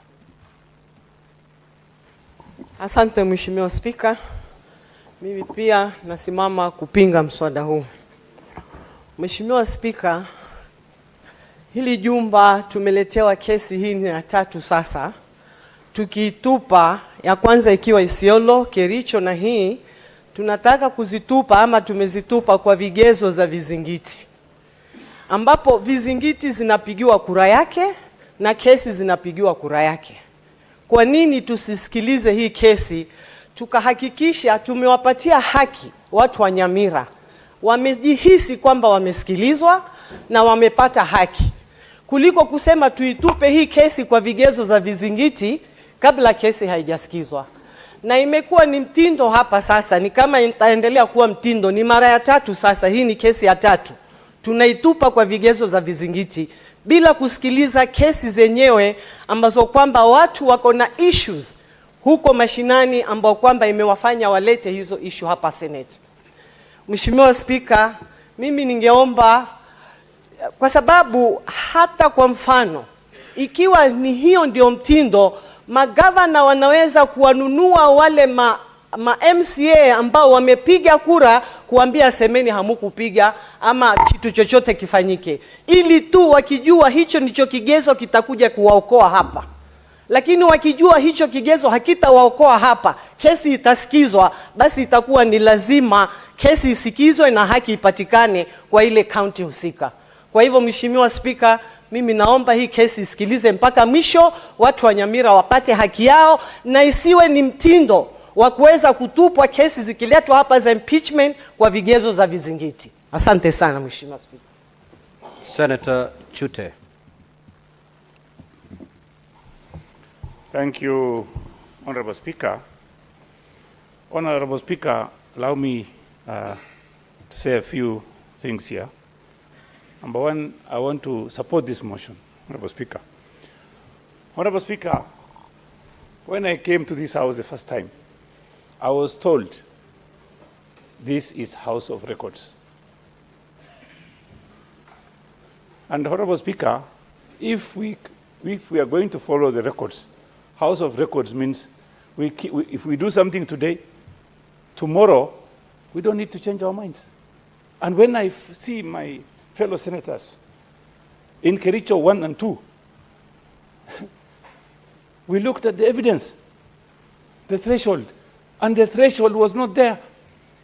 That even the majority leader was here, he was not happy when we said they must go back and meet the threshold. Our majority leader was not happy with us. But we said we must follow the law. Honorable Speaker, I really don't understand.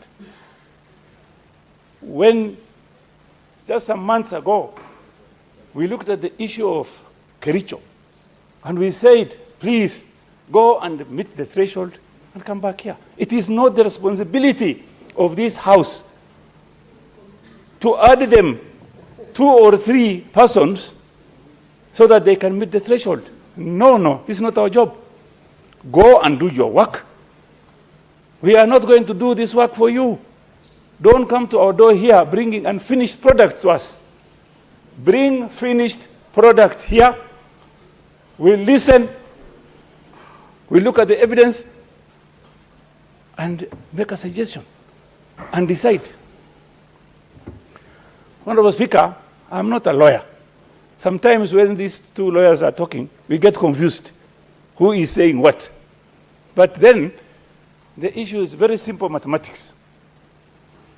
Very simple.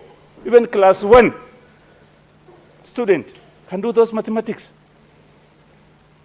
And as a Senate, we need to tell the National Assemblies, please don't bring issues and finished products to these county assemblies, to this House.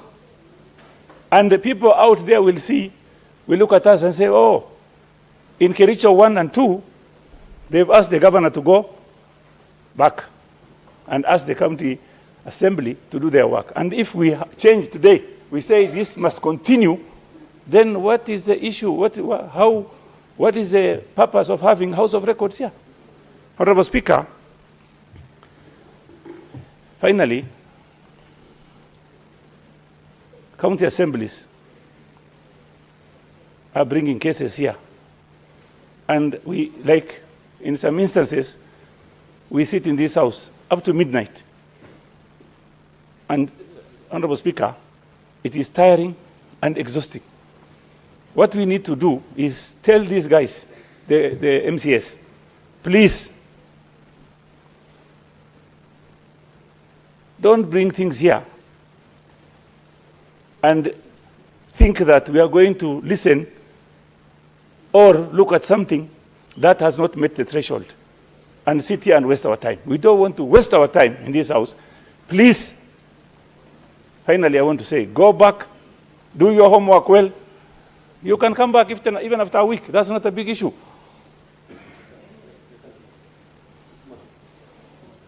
You can come even after 6 months. That's not a big issue. But don't crucify someone because you have issues with that person. And don't use this house to crucify someone without meeting the threshold. Thank you very much, Honorable Speaker.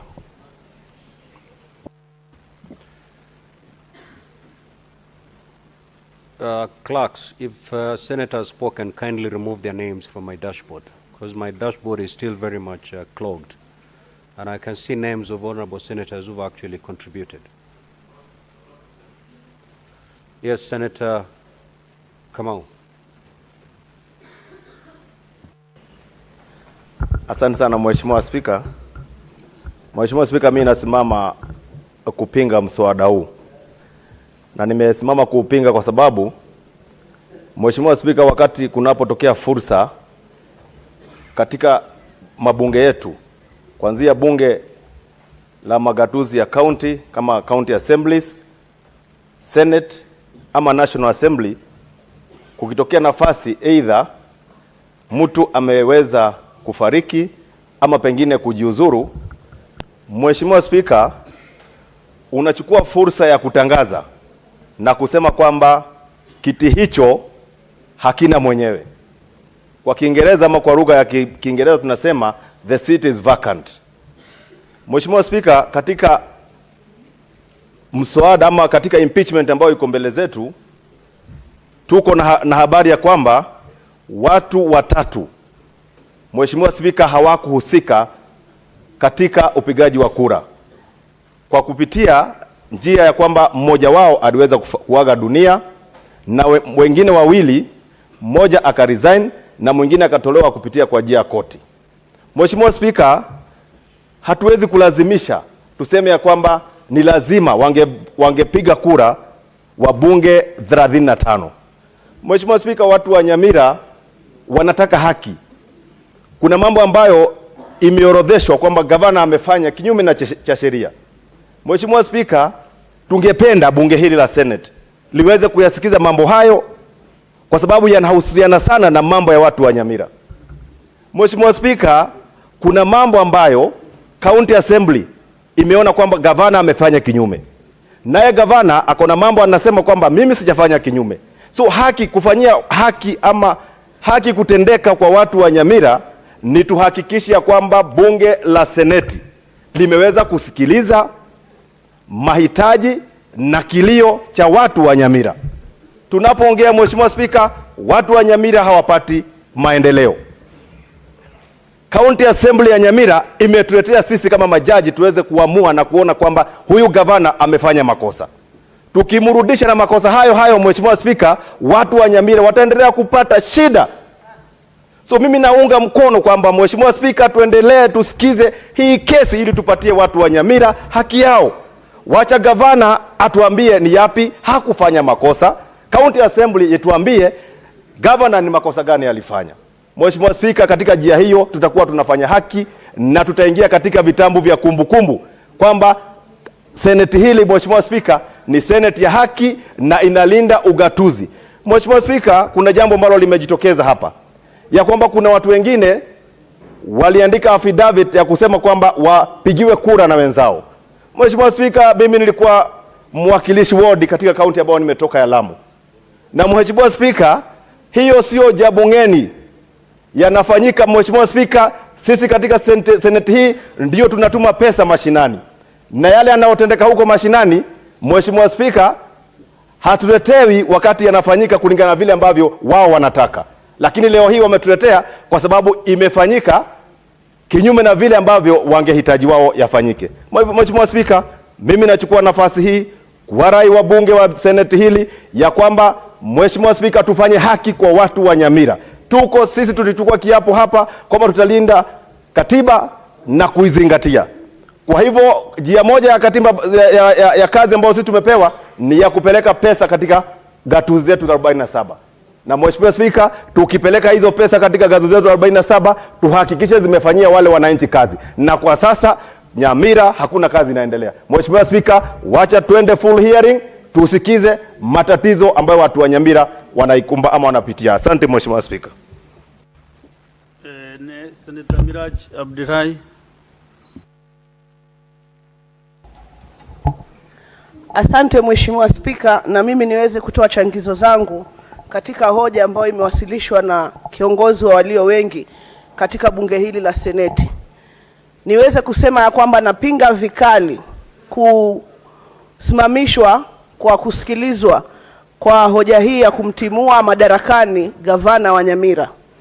Kwa sababu haiwezekani Mheshimiwa Spika ya kwamba ma-MCA wetu wanajizatiti kuona ya kwamba wanafanya haki zao za kikatiba ya kuweza kuona ya kwamba haki inatendeka katika gatuzi yao, alafu inapofika katika bunge la Seneti tuwe sisi tunatumia vizingiti kukwamisha juhudi ambazo ma-MCA wamefanya kule mashinani. Mheshimiwa Spika, nataka ieleweke ya kwamba bunge hili la Seneti linakaa kutetea hoja na haki na kusimamia katiba yetu ya Kenya. Ndiposa nasema kama tulivyofanya awali, kwa sababu sisi wajumbe wa kuteuliwa na vyama vya kisiasa hatuna kura kujieleza kusema kwamba ndio makosa yameonekana ama hayakuonekana. Ni vyema basi na sisi tuweze kusikiza mashtaka yaliyosomwa. Na kwa kusema ukweli Bwana Spika, tangu nianze kukaa katika bunge hili mwaka wa 2022 sijawahi kusikia mashtaka yamesomwa mingi kama yale ambayo yamesomwa leo na gatuzi ya Nyamira. Ni dhahiri shahiri ya kwamba sisi ni wananchi ambao tunatunga sheria ili ziwe muongozo na sio tofauti ya hivyo. Haiwezekani ya kwamba kila siku tutakuwa tunawacha kusikiliza malalamishi ambayo yametoka kwa wananchi kupitia wawakilishi wadi wao kusema ya kwamba hapa kuna threshold haijakamilika. Mheshimiwa Spika, nataka niungane na viongozi wenzangu maseneta kusema ya kwamba ipo haja ya bunge la Seneti kusikiza kiukamilifu malalamishi yaliyoletwa na bunge la Nyamira ili tuweze kung'amua ni lipi baya na lipi zuri, na endapo ipo haja huko mbeleni basi tuweze kuamua ya kwamba kama threshold walifikisha ama hawakufikisha. Lakini itakuwa goji kiriba goji kila siku ma-MCA ward. Ukiangalia Bwana Spika, gatuzi zetu 6 kutoka pwani, ma-MCA wetu wameogopa hata kubuni motion ya kuleta magavana hapa kwa sababu wana hofu, kwa sababu wakati wewe kama mwakilishi wadi umehusika katika kuimpeach ama kumuondosha madarakani gavana, kunakuwa na matatizo mingi ambayo unapitia katika mabunge yale. Kwa hivyo ningeomba mimi nikishirikiana na wajumbe ambao wameongea mbeleni ya kwamba ningependa kusikiliza mashtaka ndio ili gavana aweze kujitetea au la. Asante Bwana Spika. Senator Maluma Jones. Thank you, Mr. Speaker, for this opportunity to comment on the PO by the county executive or the governor.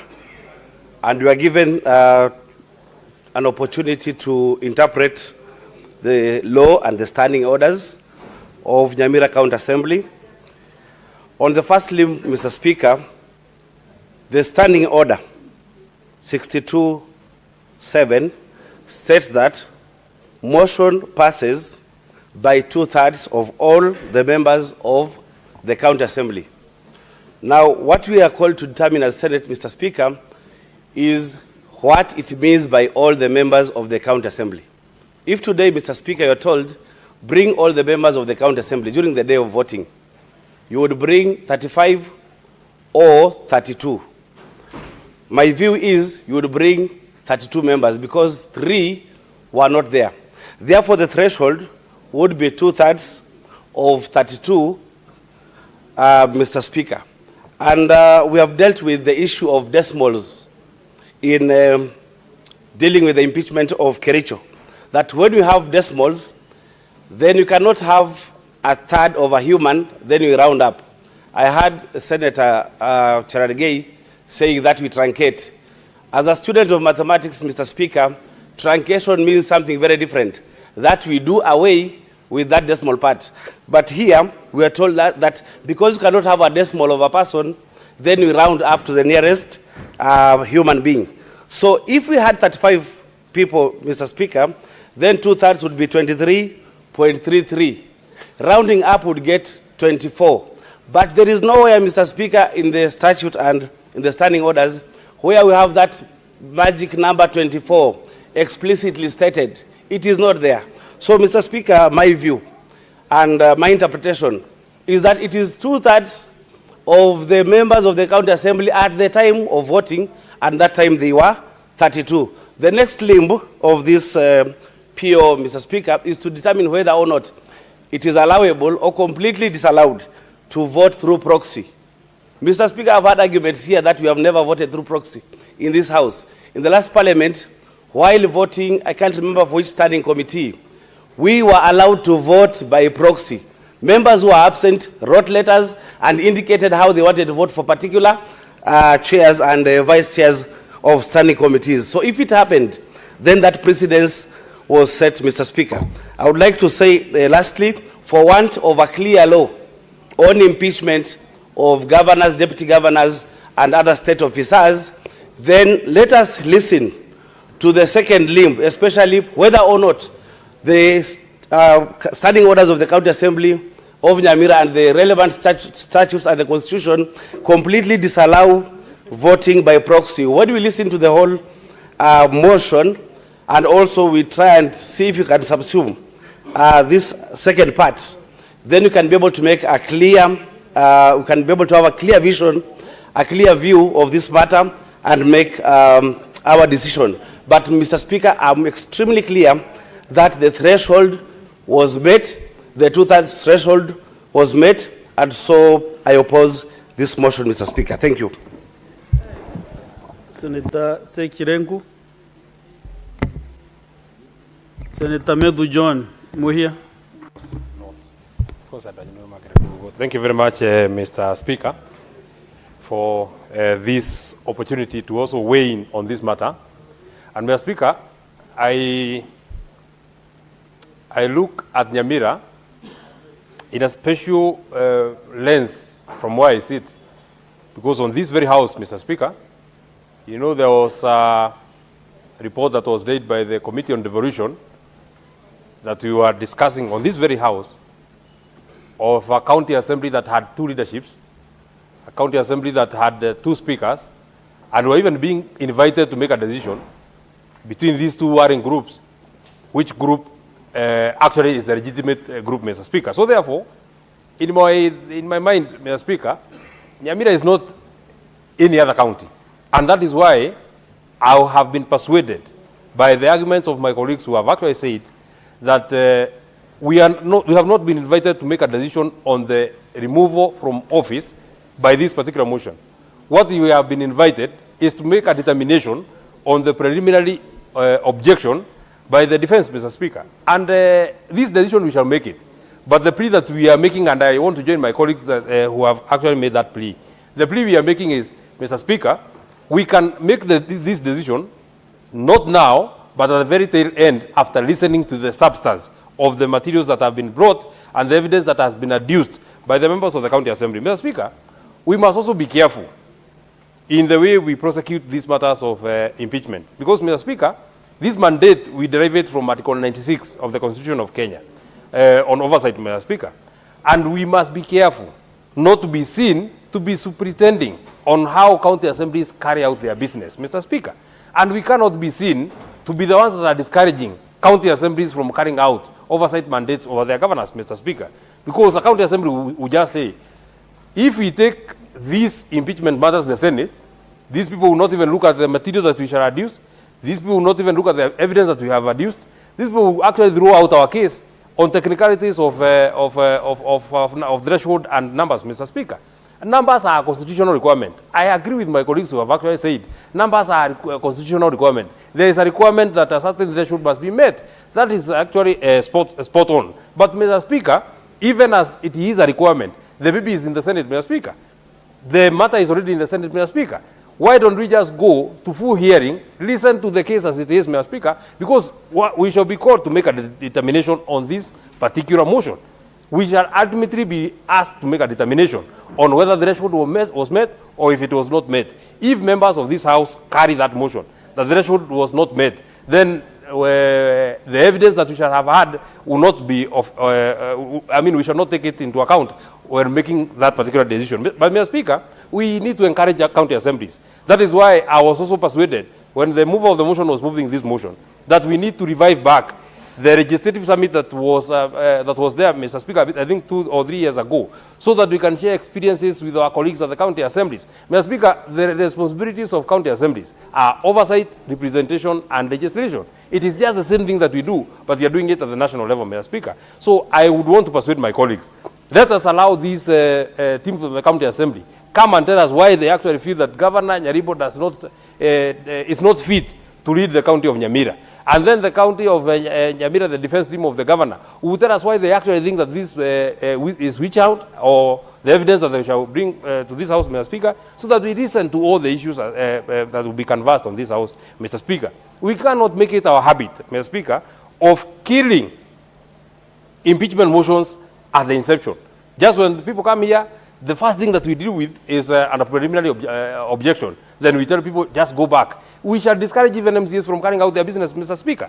There are people who have put their mind in preparing the documents that are before us, Mr. Speaker. What is the problem in us listening to them? What is the problem in the evidence being laid before this House? If anything, Mr. Speaker, it's only 2 days. It's today, tomorrow. And I'm sure most of the senators who are here are actually ready to take business. You know, Mr. Speaker, the senators that are in this House, because I've been here, I have seen them prosecute business until very late in the night. So nobody is in a hurry. Nobody is in a hurry to be told that let us vote for the preliminary objection and go home. Go where? We have prosecuted matters on impeachment here during Christmas. You are aware, Mr. Speaker, during the Meru impeachment. We were here around Christmas time. And we can carry out this business for as long as we are required. The Senate is a house of agile and has proven itself time and again that we can make sound decisions, Mr. Speaker. So on behalf of the people of Nyamira, those who would want to know why was our governor taken to the Senate, how would they know why their governor was taken to the Senate if we just vote out this matter at the preliminary level, Mr. Speaker? Let them get to hear what are these accusations, so that even as they go home, whether they want, if we shall vote for, to say that the threshold was not met, even when they go home, the people from Nyamira will actually know that even though the numbers were not met, these were the issues that were raised, or these guys were just witch hunting our governor. So I want to persuade my colleagues, Mr. Speaker, let us proceed to full hearing. Let us listen to this matter. Nobody has been asked at this point, and I want to repeat, Mr. Speaker, nobody has been asked to either vote for the removal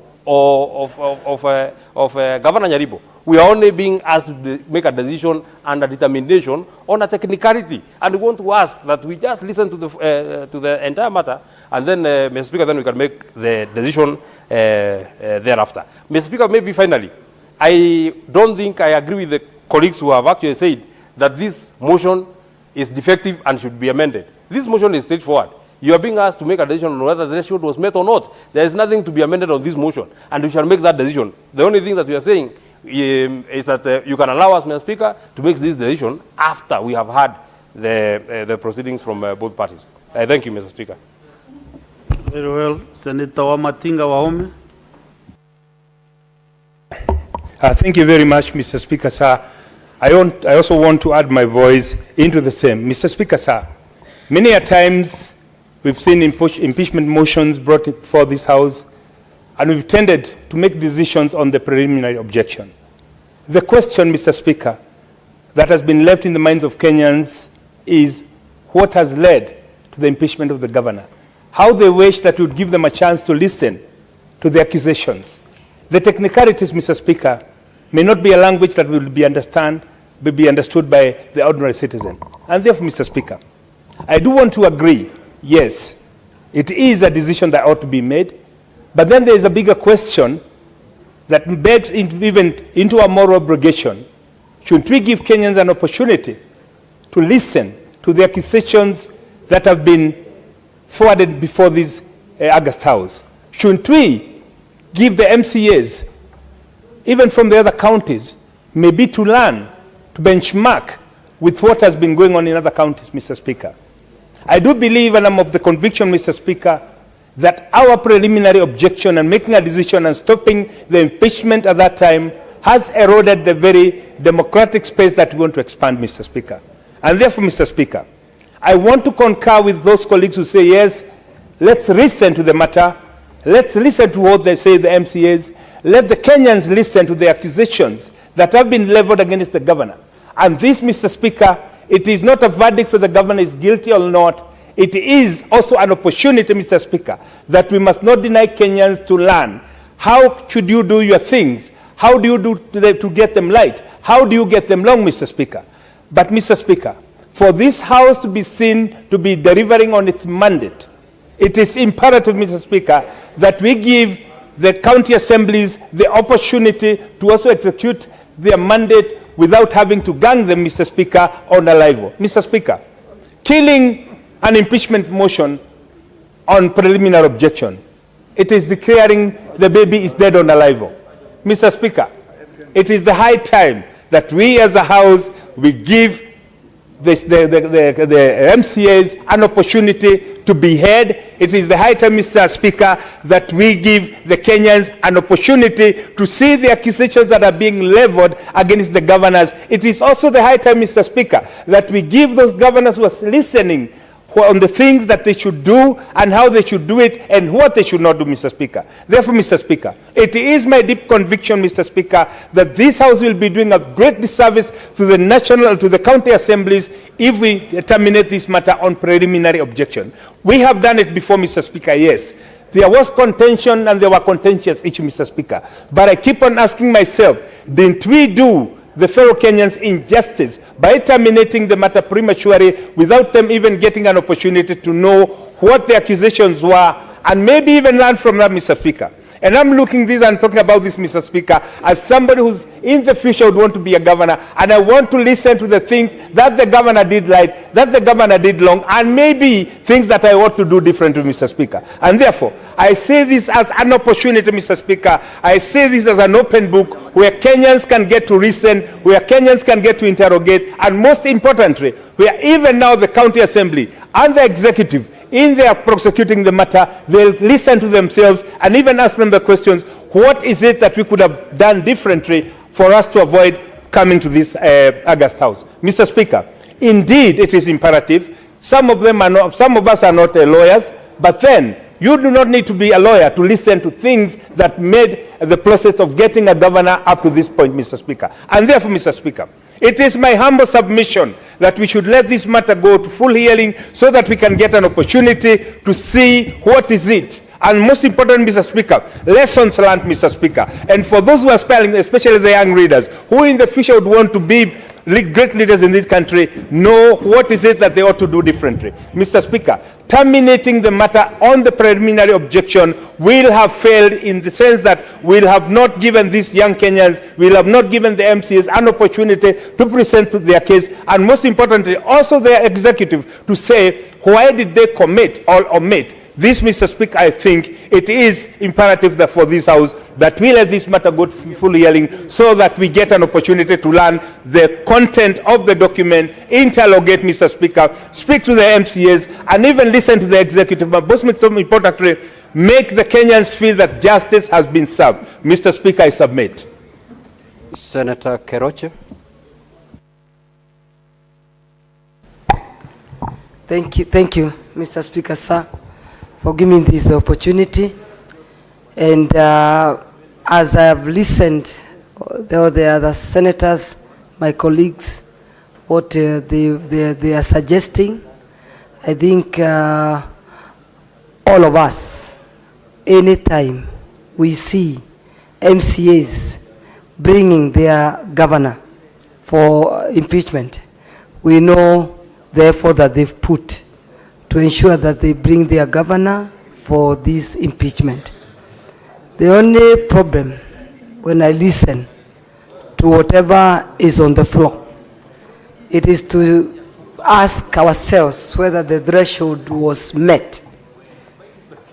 And then I hear what the senators are saying, that we listen the whole process and see whether there was enough grounds for the impeachment of the governor of Nyamira.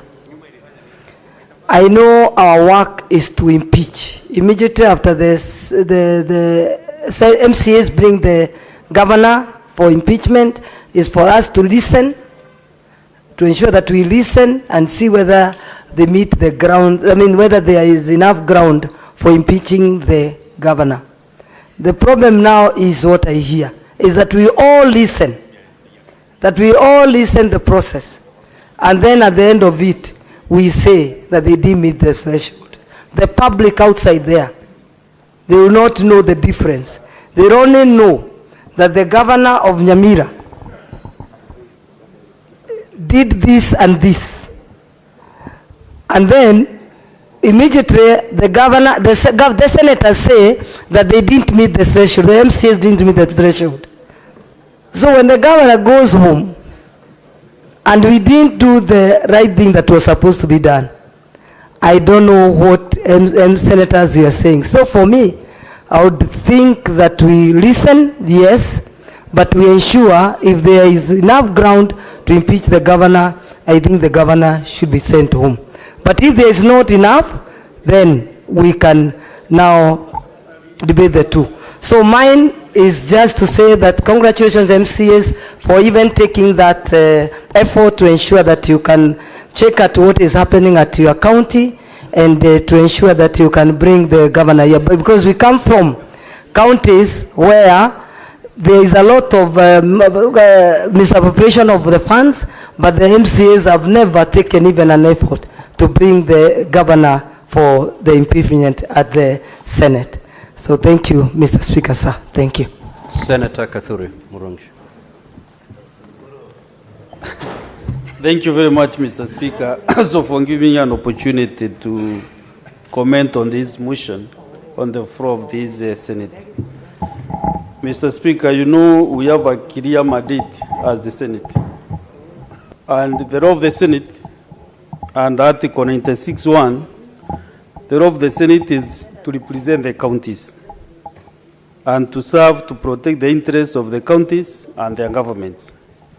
Mr. Speaker, Nyamira County is in ICU. This is the county which has operated 2 county assemblies. This is the county which has impeached the governor. This is, I think, the third time, if I'm not wrong. The first 2 impeachments, the duration was a bit low. But this one, the duration is less by 0.7, Mr. Speaker. If there is anything the Senate can do, Mr. Speaker, even though whether we vote in one or the other, is to assist the committee run by Senator Abbas, Committee on Devolution and Intergovernmental Relations. Mr. Speaker, when I listened to the preliminary objection, PO, the argument from the governor signed, and submissions also from the assembly signed, both the signs are valuable case, Mr. Speaker. Because if the direction according to the legal counsel of the governor is that 5, for sure the arithmetic becomes 23.3, which is 24 MCs. And if you listen to the other side, council representing the assembly, if 3 MCAs are not around and the MCAs are now 32, still his case is arguable.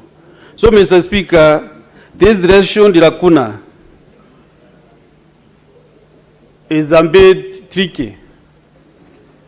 You know, I represent Meru County, Mr. Speaker, and my former governor was impeached 3 times.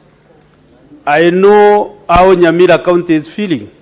I know the feeling of the County Assembly of Nyamira.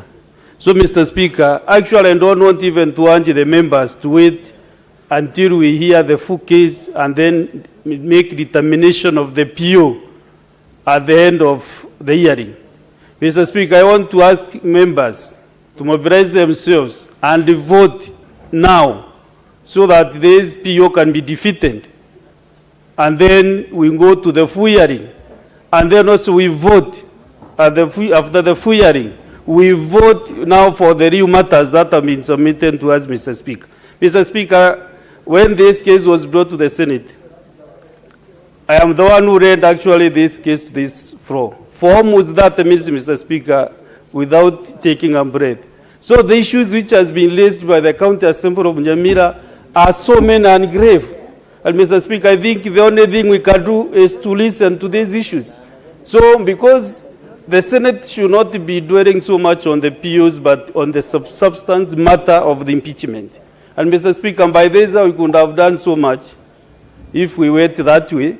But all the same, Mr. Speaker, let me request honorable senators, let us save Nyamira County. Let us listen to the issues raised by the Nyamira County residents through their representatives in the County Assembly. So, Mr. Speaker, without much ado, because I've made my mind on how I will vote, I will urge my colleagues, if technically we can be able to proceed with this hearing by voting, I shouldn't guide them because, Mr. Speaker, sometimes when you are neonda, sometimes you give advice to the junior senators. Let us vote in a way that will proceed to hear the full hearing and vote for the counts that have been submitted to this Senate, Mr. Speaker. I thank you. Senator Mogeni. Senator Mogeni. Or you've already taken to the floor. You may proceed. Yes, Mr. Speaker, a doctor cannot treat himself. As the senator for Nyamira, I've sat here and listened keenly how my colleagues, senators, will provide wisdom in a manner that balances the interests of my county assembly and the interests of my governor. Mr. Speaker, having sat the whole morning and this afternoon, I have no doubt that the matter before you is fairly complex, but it requires Solomonic wisdom.